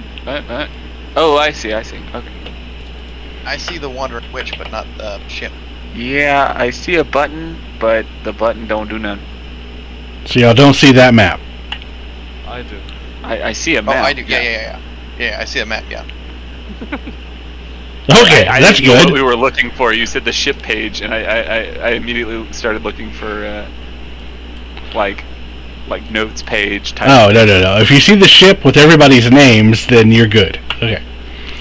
All right. So yeah, your commanding and your leadership, Trajan, is inspirational to the rest of the crew, and the rest of the pirates there, and they take you up on your offer to become your crew. So Dougal, Wolfram, them two were part of your camp, but the rest of these guys, they were part of the other camp. Now, so you were aware, Tazio is the ATC defect, who defected. So that's your dude. So you know ahead of time. That's Kibble. Yeah, that's the Kibble. one that we need to keep an eye on. Yeah, I should probably rename him, huh? I mean, you can cut out half of the last name and put Kibble in parentheses. There we go. Oh, perfect. My boy. Kill. Alright, y'all are aboard the ship. Alright, so, for the next couple of years, y'all pillage and raid and do the pirate thing. I would like to know, in the case of Anton, for example, Anton, what makes you stick around with this crew? Because why wouldn't you just go back to Eisen? Well, so I was already out and about seeking, seeking answers, Yes. and seeking instances of the dead, and like the undead, etc. So I was already seeking adventure. Me not wishful thinking, but me being like, the estate is more of the prisoner version of me. I did have an idea of why you might have come to the Arabian Sea. There are a lot of rumors of a strange new kind of magic that uses the spirits, what they call the Loa, and you could be in the area trying to research that. That's real big in the area, and even talks about bringing the dead back and talking to them and stuff like that. A bunch of similarities with Hexenwork. I'll take it. It's not like some mystical art, like especially in like the more like Numerian home places. It's pretty fucking common, to see your ancestors walking around them in the middle of the village. It's like, you go to the other side of the island, and that's where you go to meet Grandma and ask her for advice. Yeah. Cool. There's actually, this fucking, a whole other island that is basically, a portal to the other world that you go to, and, just entreat... Wait, that's where you're coming from? No, I'm coming from the bastardized, half Thean, half, Grima. What's up, buddy? Which is, But you know something of the lore. All of the Rohirrim know the lore. Interesting. I'll take that. Yeah, it gives you a good reason to be far from Europe, so to speak. Let me just also throw this in.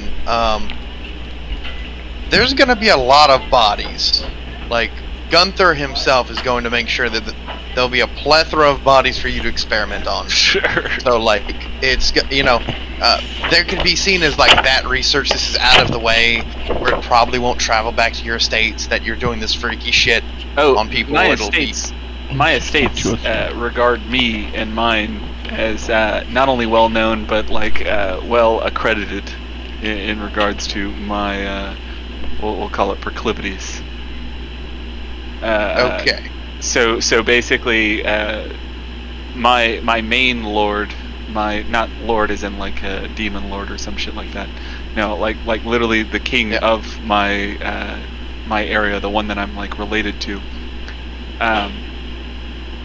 Is basically not financing, but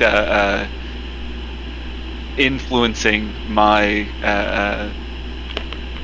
collection of Hexenwerk, my growth as a Hexen. Does that make sense? So basically, the more Hexen powerful I am, the more Hexen powerful my Germanic state is. Yes, but there's a thing of like the common people leaking back and hearing about it, and the nobles knowing about it. You know. That's true. That's true. Yeah, that's true. I hadn't really considered that. So I don't know that I'm necessarily sneaky, but is he back? This is like at the highest levels of the state. Yeah, like you can get a. You don't want your peasants revolting against you because the nobility's like necromancers, right? Like I mean, you can go here and get it out of the way, and have it wraps up. And get it out of the way. Yeah, a lot out of the way. And thing is, all right, some sailor from the fucking Caribbean goes back to Europe and talks to your peasants, saying like that, and your Lord Anton is like raising demons and devils, and they look at him and it's like, fuck you, you're not Eisen. Why the fuck should I trust you? It's a lot easier. I don't know that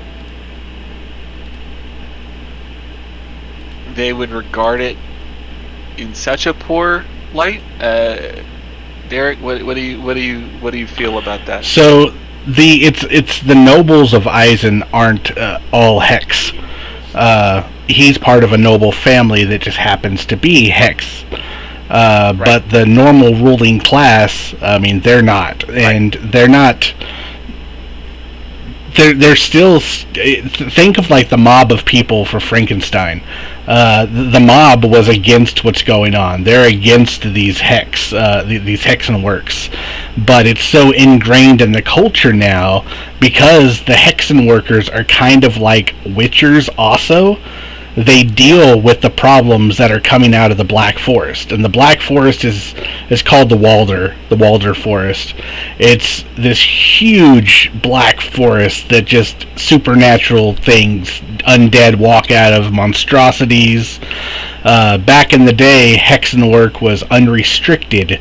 So you had literal Hexenwerk Victor Frankensteins making monsters to fight these other monsters that are coming out of the Black Forest, but now these monsters don't have like leaders and rulers anymore, or people commanding them because they've died over time, that they've kind of like merged into the other horrors that are all out there. Yeah. So think of it more like it's a needed situation, but the local populace don't really like it, but they know they can't get rid of it because Eisen would be overrun with horror. Gotcha. All right, a bit more nuanced than what I thought. Yeah, it's very much like a Witcher type dynamic. It's like they're fearful of them, they're scared of them, they don't like them, but they want them there.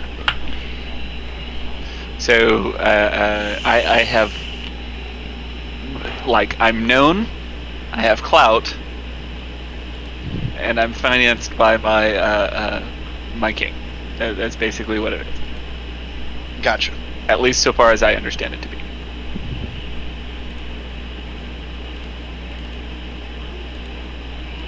Yep, cool. Sorry, was there... Okay, I was like, no. Did I miss something? Did I need to say more? No, you're good. Like, I was trying to make a suggestion, but my suggestion was moot because things are more nuanced. Like, I'm good. Oh, it's establishing dynamic and yeah. Discover. So my issue on board is not so much one of secrecy either.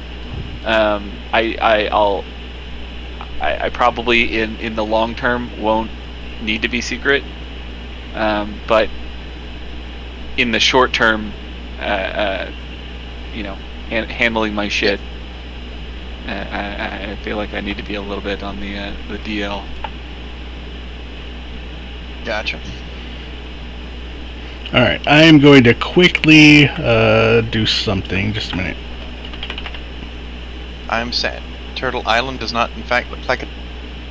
That's not Turtle Island. Everybody should have just reset the page, right? Yep, Yes. everybody's coming back. Ocean Travel. Perfect. All right, I had to install the ping module real quick, so... If Turtle Island is this small, fucking everybody should have been there. They had no excuse. Yeah, Okay, yeah. okay. It's, Again, this is not Turtle Island, but okay. This is Penis Island. Look at the top of it. That's true. this is what island? Penis Island. It's got a big Okay. old dick head. Are you sure that looks more like a claw? Like... It's a cock and balls. You don't see it? Do I need to like draw it out for you? I see it now. Yeah, I see it. It's kinda more like a This weird Kind of Olympia spirit. It's definitely a circumcised penis. Yeah, maybe botched. Yeah. See it. That's true. It does have a big mushroom. No, I don't know what. A big mushroom. Big mushroom. All right. So no, this is not Turtle Island. But all right. So time jump. It's been a couple of years. Y'all have been raiding and pillaging. Because wealth gets redone every session and such, the guns and everything and the cargo that y'all had when y'all left Turtle Island, y'all easily got rid of in Aragosta, recouped in Aragosta, got a full complement of crew. Some of the guys left from the Turtle Island, some new people showed up. The most recent guy being BC, he is one of the Rahari. Pretty native, very fresh off of Rahari rural island that doesn't see much traffic, but very eager to work aboard the ship. Y'all have got y'all's positions. Y'all have got the three main captain, of course, but Anton and Gunther are both lieutenants. That just means that the three of y'all have command over everybody underneath y'all. Y'all can decide who the first mate and all that's going to be. That's on y'all's end, but everybody else has their positions. Y'all can look at that over in the ship information on the Discord or over in the journal. I think it's popped up in the journal here too. So, over the last couple of nights, y'all have started remembering about your time on Turtle Island because recently, while you're in port, you learned of of an uprising that recently happened on Turtle Island. Eventually, the Atabean Trading Company came back to the island, retook the island, had the grotto dug back out, made it into a prison, and it's still been a couple of years. A couple of years go by, and now another uprising has happened. It's gotten it through the rumor monger, the gossip all around, saying that the prisoners took the island over, didn't leave, now are running the whole thing, using the cannons to fend off people trying to come in the harbor. But with it being fresh in your mind, it's made you revisit those times, that foul taste of turtle soup in your mouth, but also listening to stories about Redbeard, and you start to wonder what happened to her. Asking around about her in ports, throwing the name out there, the Crimson Rose captain, things that you heard of when she told her stories. You find out that Redbeard had gotten off the island around the same time y'all did, and had went to her own island and to live out her days. You're able to track down what island it is, what location it's at. Clearly, over the last couple of years, the location of Turtle Island has become known. So y'all also have that if you ever want to return there. But right now, it's head out and meet up with Redbeard because Redbeard, because she told you that story once about that treasure, and it has you pretty interested, especially since it's been a downtime as of late of pirating and adventure, and it's just something that y'all can reach out and try to do.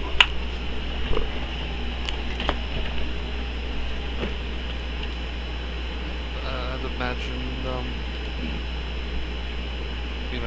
we're all seem pretty good friends, to one degree or another. We're sure all we would, in this together. take it with a grain of salt and halfway expect to be betrayed.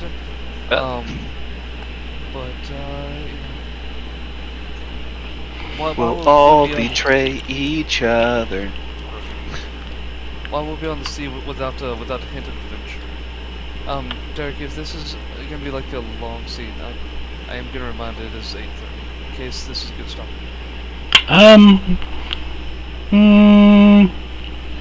Let me look at, so we could do the first half of it, no problem. It'd probably take 10 minutes of looking around, 20 minutes of looking around, and then we could stop if you want to go up to 9, or we can stop now. It's up to you. I feel a little bit tired, but it's definitely up for y'all. I'm okay with to keep going till 9. Everybody else? Okay. All right. Solid. So y'all get to the island where Redbeard is rumored to have set up home. Who's all getting on the dinghy and heading towards? You do see a small structure on the beach, just at the tree line. But of course, there's no docks. There's nothing like that. You definitely have to get into a rowboat and head that way. So who's all going, and who's all staying on the ship? I'll go. How much can it hold? The rowboat, I mean, it can hold a good 10 of you. Wow, that's a fucking sturdy rowboat. Okay, so quick question, just notes keeping or whatever. So the way that treasure and shit works, so there was a little dinghy as well as the ship's dinghy. Do we now have 2 dinghies, or what's the story on that? Did you want to take the other dinghy? I assume yes. You can easily haul it out there and anchor it up on the side of the ship. So yes, you could have two rowboats now. Okay. Just trying. So Yeah. basically that's how it works. If you wish it, so shall it be, kind of thing. It's very loose when it comes to that. You won't be bookkeeping like every single arrow shot or every single musket ball.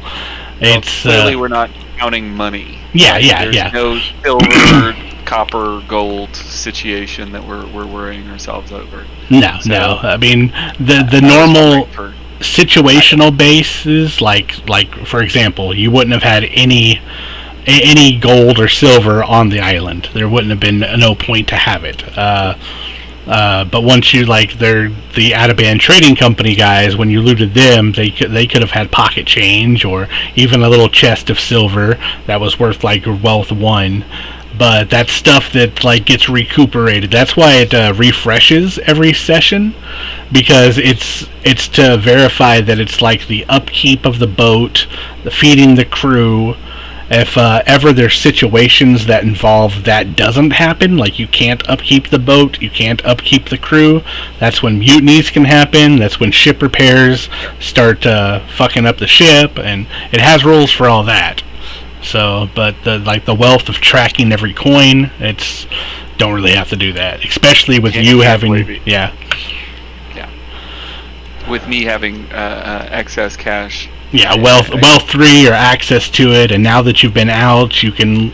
If y'all went to Aragosta, you probably could have gotten letter back to Eisen. It would have taken some time, but you could have gotten with a local banker in Aragosta, and it wouldn't have been a problem for you to pull out money and use your wealth.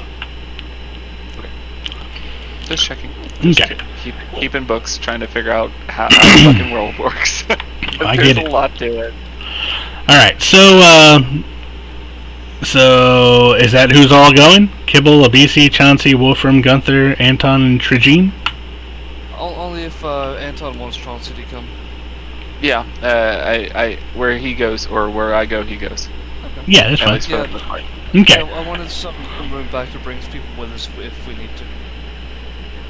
Hmm? What Like, did you say? I said I wanted to have some room to bring people back on the ship with us, or other stuff I if see. we need to. Well, Yep. the other stuff portion of things, Chauncey is very good at loading. Oh my. I want to say, like, as we're rowing, and like, we hear the Pirates of the Caribbean music sounding as we're like, anchoring port. Like on the back of Gunther, you see like a turtle like crawl on his shoulder, and Oh my you see God. the turtle actually had like now throughout the time skip has a eye patch on his right eye and a tricornered hat that is actually like the hat has Tailored like a for little a knot tied to turtle. his head. Uh, Tailored for a turtle, yes. um, He went through a time skip progression. okay, so question: are you? And this Yes. this reference may be going over your head. I don't know. Are you doing a Minsk and Boo thing? Nothing goes over my head.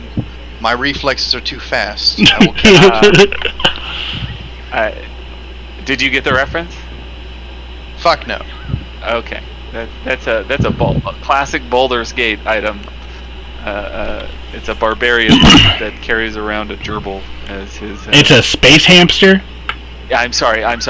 You are due an accurate. I am due a falsehood. I know. It is a miniaturized giant space hamster. Yes. Did you know that they made it all the way to Baldur's Gate 3? I haven't downloaded it yet, but I will later. Anyways, heard. You have a semi-permanent companion. All Or right. permanent companion. Did you die? Did I die? Nah, I'm good. I'm here. I hear you. Okay. I was like, silence. Just it's like, let's go, little Hans. And, like he gives me a nod. Let's go. Little turtle nod. I say Trajan's progression, it takes the form of he has this like blue glassy eye without like the actual eye part. It's kind of like a glassy ball that he wears and moves an eye patch. It feels like the others too traditional, you know. Nice. Okay. Well, Am I supposed to say how I've changed as well? I don't know. I don't know. Yes. How my character's changed. Oh my gosh. yes. What is your new hobby now that you're a seafarer? Do you do Oh knitting? well, as far as if we're taking time skip rights, then I think that it has since become clear to you guys that I am in fact a hex, and I have along with my dear Chauncey have made home in the aft castle as a dual purpose witch doctor hut / surgeon's office, and hopefully I've made it clear that I am not here to do a bewitch on any of our crew, so they are not so tight butthole about me. I just imagine like you don't say anything until like you're randomly 8 corruption points in.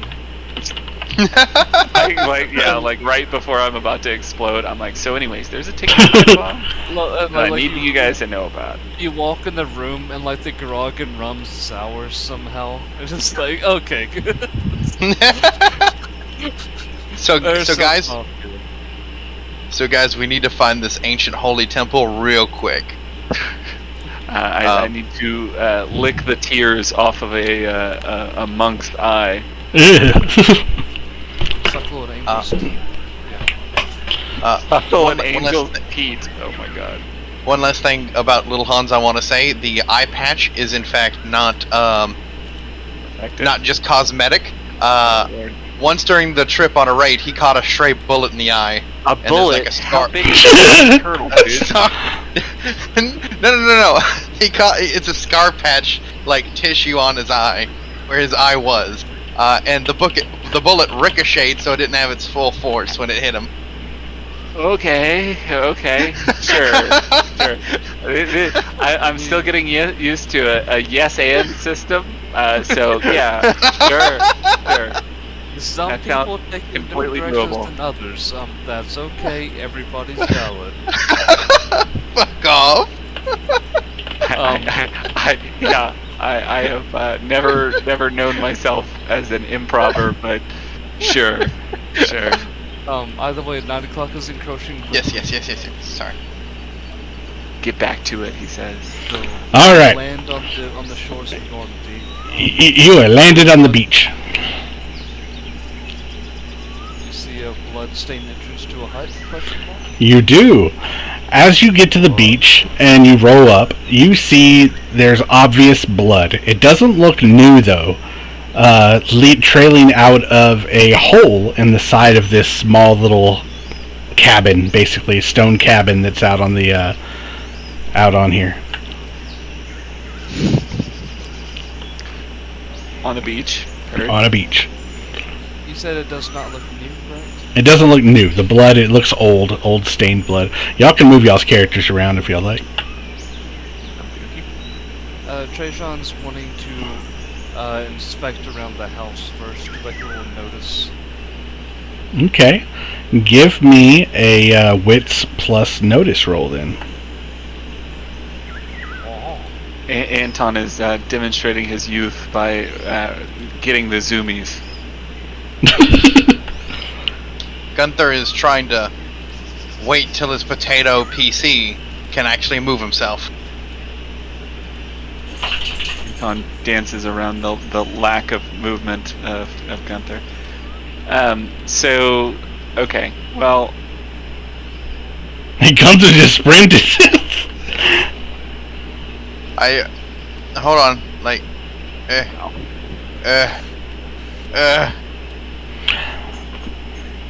Alright, so, Trajin, as you peer off into the jungle and look around, you can't help but get the feeling that you're being watched.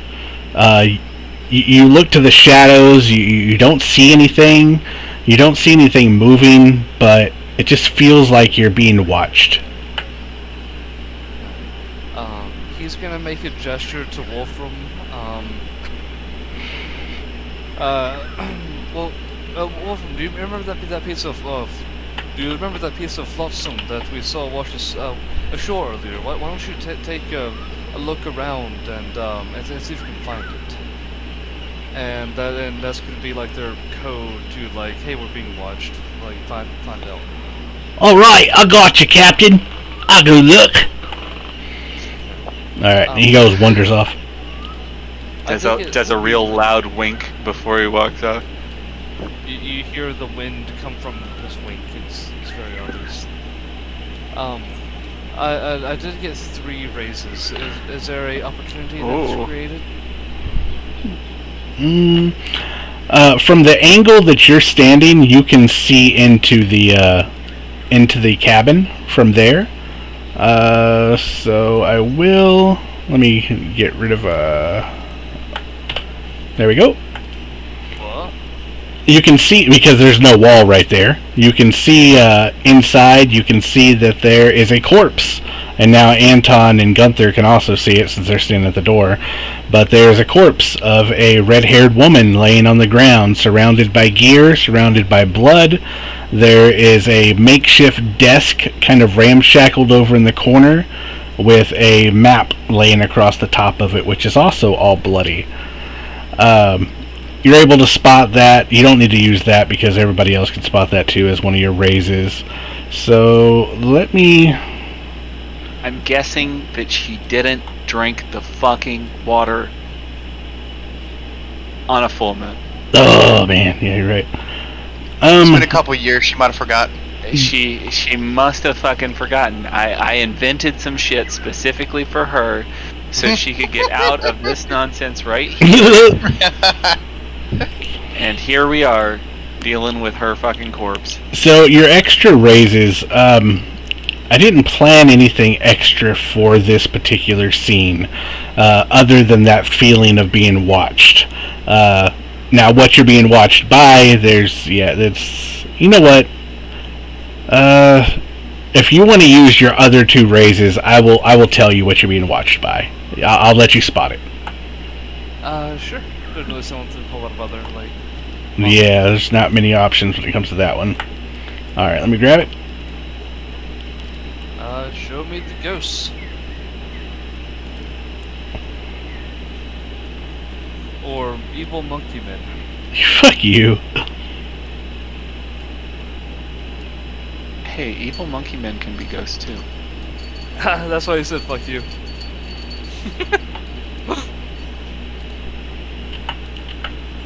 Holy shit! It was a monkey. All right. Oh my god.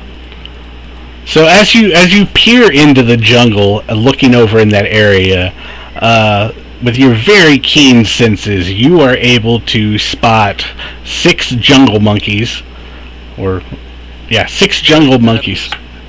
Very not okay to say. Wow. The act of unracist thing that made it very racist. Yeah, I didn't even. Wow, that was Wait, funny. wait. Racist? Like, wait. What is this up? I'm not allowed to say jungle monkeys. That was a very bad joke. It's just a term you often hear on Boondocks. Is how I'll put it. It's porch monkeys, but thanks for playing. Either way, I was laughed. I mean, at least they weren't hanging out on the porch, guys. At least I didn't do that, right? Each of the jungle monkeys has a Alright. bottle of W40. Wow. What? What? Mad Dog. Oh, okay. I thought, like, why WD-40? Why is his bed squeaky? WD-40s. No, they're grace monkeys, guys. WD-40. Oh, I see. Oh, you're so funny. Oh. I love how you took it to Mad Dog, though. You're right, Paul. I'm just doubling down At this to point. erase them every time. You saved it so much. I Alright. did. Does anybody else see the small little subtle eyeballs that are peeking out of the bushes, though?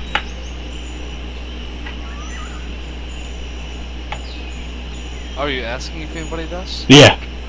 No, they physically, do y'all see the little eyeballs that are poking out? Oh, now I do. Yeah. Yeah. It's very subtle. All along? Yeah, it was there all along. That's why I thought Trajan walked over there. Oh no, I did not see those. That's cool. Yeah, it's my suspicion eyeballs. Suspicion eyeballs? Yes. Kind of funky. Yeah. Oh, I see. That's cool. So yes, you see a small herd of monkeys hanging out in the trees over there. They are really camouflaged for the jungle terrain, and they're just hanging out. They don't seem to be a threat or anything.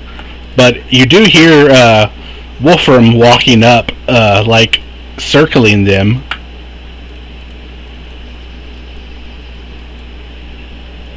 So I don't know, Wolfram might get in a fight here in a minute. Oh, jeez. So do I? And I know the question is yes, but do I in character sense like a intelligence that belies in these creatures' eyes? No, one of them's like whacking off, the other one's eating fleas off of another. There's no intelligence other than what they have. Standard ass monkey. Standard ass monkeys. Do they seem hostile? They do not. One's jerking off. I don't think they're hostile. Like, Hey, I have very many. Fair. Very fair. Yeah, Speak your truth, you know? Yeah, I don't know how you deal with stress, but Angrily. Exactly. with my penis. Fucking shit. It looks like a hot dog. This outer layer pulled off. It's What not- did you say? Wow. Okay. All right. Fucking So- Christ, you guys. All right. So yes, other than the monkeys, the inside of the cabin is the only other thing in the general area that looks of any interest. Alright. Trajan just kind of like nods if you guys kind of watching. If y'all want to go in and inspect that before me. Anton, now would be a good time for your corpse diddling.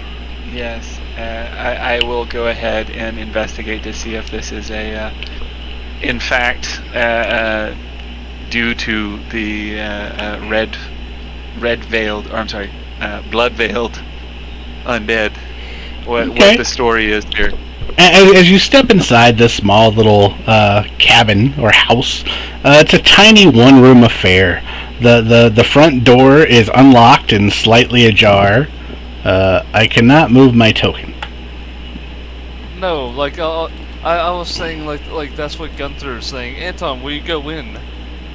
Because I cannot move. I didn't quote. I can move. You moved earlier. Are you all right? Eric, I'm good. I Oh! From Gunther. Gotcha. Trouble moving earlier. All right, I was confused. I apologize. All right. Okay. All right. So there's a blood stain on the floor, and it looks like someone was hit and then dragged out the door. A desk sits against the north wall. A bed rests on the southeast corner, with a corpse on top of laying on top of it. Papers are all over the floor. The jungle has begun to creep into the building, basically vines and stuff, and it's been a while. It hasn't been upkept for a while now. 2 chairs are flipped over. One of them is crushed. There's a bloody dagger on the floor.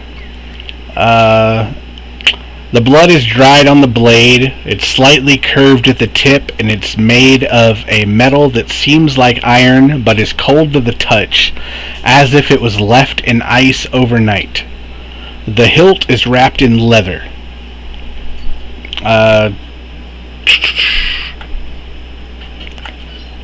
Yeah.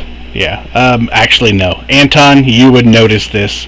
The hilt is wrapped in leather, but you can tell that it's made from human skin. Oh, nifty. Are you going to touch the dagger? I will roll. Prior to that, I will roll to see if I should or should not touch the dagger, if I should grab it, if I should collect it, etc. So I did mention that the dagger was cold to the touch. I'm going to say that you can feel a chill coming from the dagger when you're within a couple of inches from it. Okay, so shall I use a resolve scholarship on this? That's a good roll to use. Yeah. Scholarship? Yeah. Okay. Do a resolve scholarship. Yeah. And then I'll go ahead and do the add 1 dice. Okay. First one of the scene. So yeah. All right. So with 2 of your raises, you are able to tell that this is an artifact. This is something supernatural, something strange, some kind of mystical or magical effect is causing this dagger to shed this temperature and such. Sure. With your 3rd raise, if you want to, you can tell me something about this dagger that's a truth. Oh. Well, obviously, whoever investigates this dagger and then immediately picks it up becomes immortal for all time. No.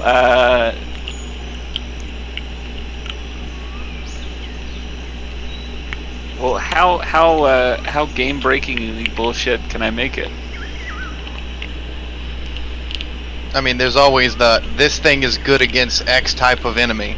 Like that's easy as shit. I'm thinking this dagger reduces corruption with every kill it makes.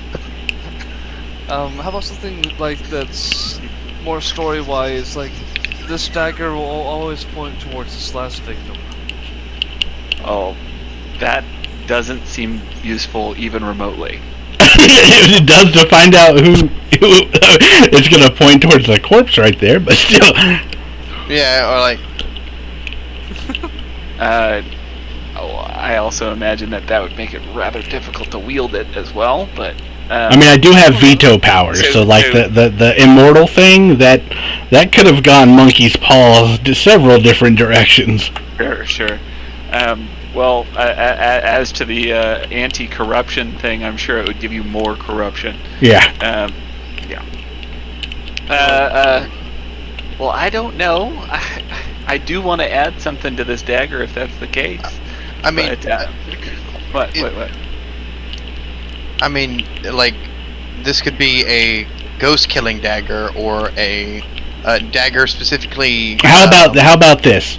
Yeah.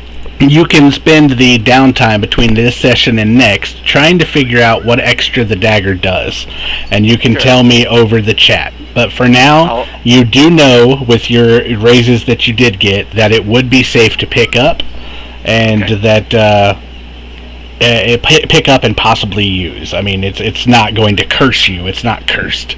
Okay. That is what I wanted to know from the Git. Okay. Okay. Cool. So the woman lies before you, red of hair, and it looks like she's been dead for a few weeks. Crabs have started to eat away at her flesh, and it's hard to tell if this is Captain Redbeard or not, but it does look like her.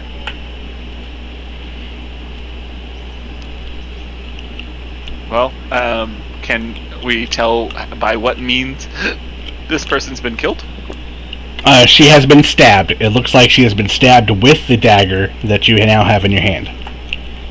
Well, it's a good thing that we figured that out by non-supernatural means. Truly, what other hope was there besides supernatural? Alright, Trajine, now that you have stepped in, did you ever use that last raise for your notice? You saw the monkeys. You saw the creatures. Then the second was you saw the monkeys. So you still have that one raise. I want to come in here and notice something completely different. All right. Well, good. That raise allows you to notice it. So there is a map on the table, but as you peer over here by the fire, you can see that there is a loose stone, and you can see that there's a loose stone next to the hearth. And you wiggle it out, and stuck behind it is a rolled up piece of parchment. Pirates, my friends, you can never trust them to hide shit in the obvious space, especially with these damn monkeys about. And he takes out and unfurls the parchment. Alright. When you unfurl the parchment, it shows a map of this general area, showing this island as well as several others. One of the island has what looks like a temple-like structure scrawled on it, and there's a circle in blood around it.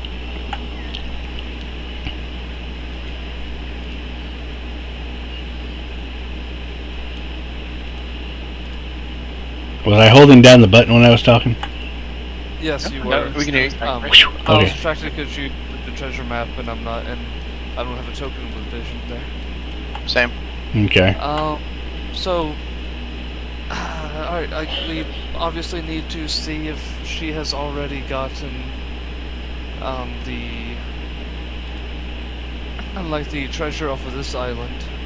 Although we can pretty much imagine she has, but just to be sure. Yeah, can you see the map now? Yep. Okay. So, going to the description of what the island is, y'all are right here. Y'all are on this island. There is blood all over the map in different areas. What's drawn on there is drawn. This is the X down here that has the little temple-like structure. Before you is a blood-stained map. It shows Redbeard's island along with the cove, and where the small ruined house is where she was living. The circle of blood is scribbled around another island about 30 miles away. The blood on the map is old. So now you have a direction. That we do. Let's avoid the giant hammerhead shark. In the whirlpool. Whirlpool can sail out of the such.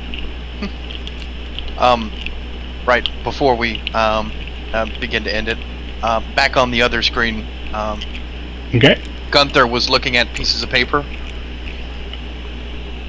Okay. You start flipping through some of the papers that are scrawled out on the ground, and it looks like a daily journal from Redbeard, talking about her time here, talking about her time on the island, references a couple of times to her time on Turtle Island. It's basically just a journal of events. It seems like she's been here for a while in this cabin, living on her own, and she was using these papers as a journal to keep track of things. Gunther, after several long minutes of everybody finding everything else out, he stares at the paper and just nods his head. Yes, I still can't read. Now there is, over on the desk, there is a piece of parchment that has a symbol drawn out on it. Gotcha. I think now would be a good time to... Yep. Well, we can investigate that later, but now would be a good time to close it out. Oh yeah, we're good. Alright, so I shared it with y'all, plus it's in the journal section, the symbol. It's it has boobs. It does have boobs. Okay. Did I need to give you a warning first? I'm sorry. Nice. It's mostly for her tower's dog. She's so innocent. I understand. Derek, I can only be so horny.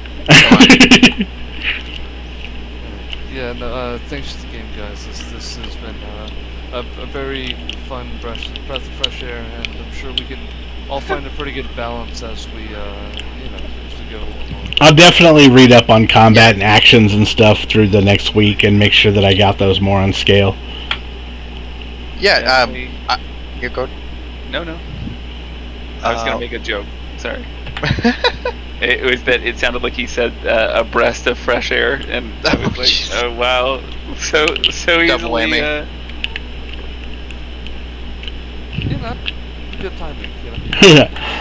Alright, guys. Well, I enjoyed it. It was good. It was good to be back in the GM chair. I know the flashback scenes had some back and forth that was a little bit hard to follow, but I think we got there, and I think we can figure it out. Yeah, man. Once again, thanks for the production. Thanks for the doing all this stuff and going through the technical bits. And yeah, we're all settling into the system. I think we're all going to get a lot smoother as it goes on. Agreed. Plus with the Foundry map and stuff like that, and I think we're gonna get. I had a lot of fun. I don't know about y'all guys, but. I can also tell you at some point later we can talk about. There's a couple of settings that you can disable or enable in Foundry that'll make it run a lot smoother for you. So oh God, please. Yeah, I can definitely do that, and it won't make you sacrifice anything. It'll just not make shadows appear on something or something. It won't change it too much for you. Yes, please. I need that because it's chugging. What browser do you use, by the way? Chrome. Okay, yeah, it's the best one to use. Alright, I'll talk to y'all later. Later, guys. Alright, I'm turning off the stream.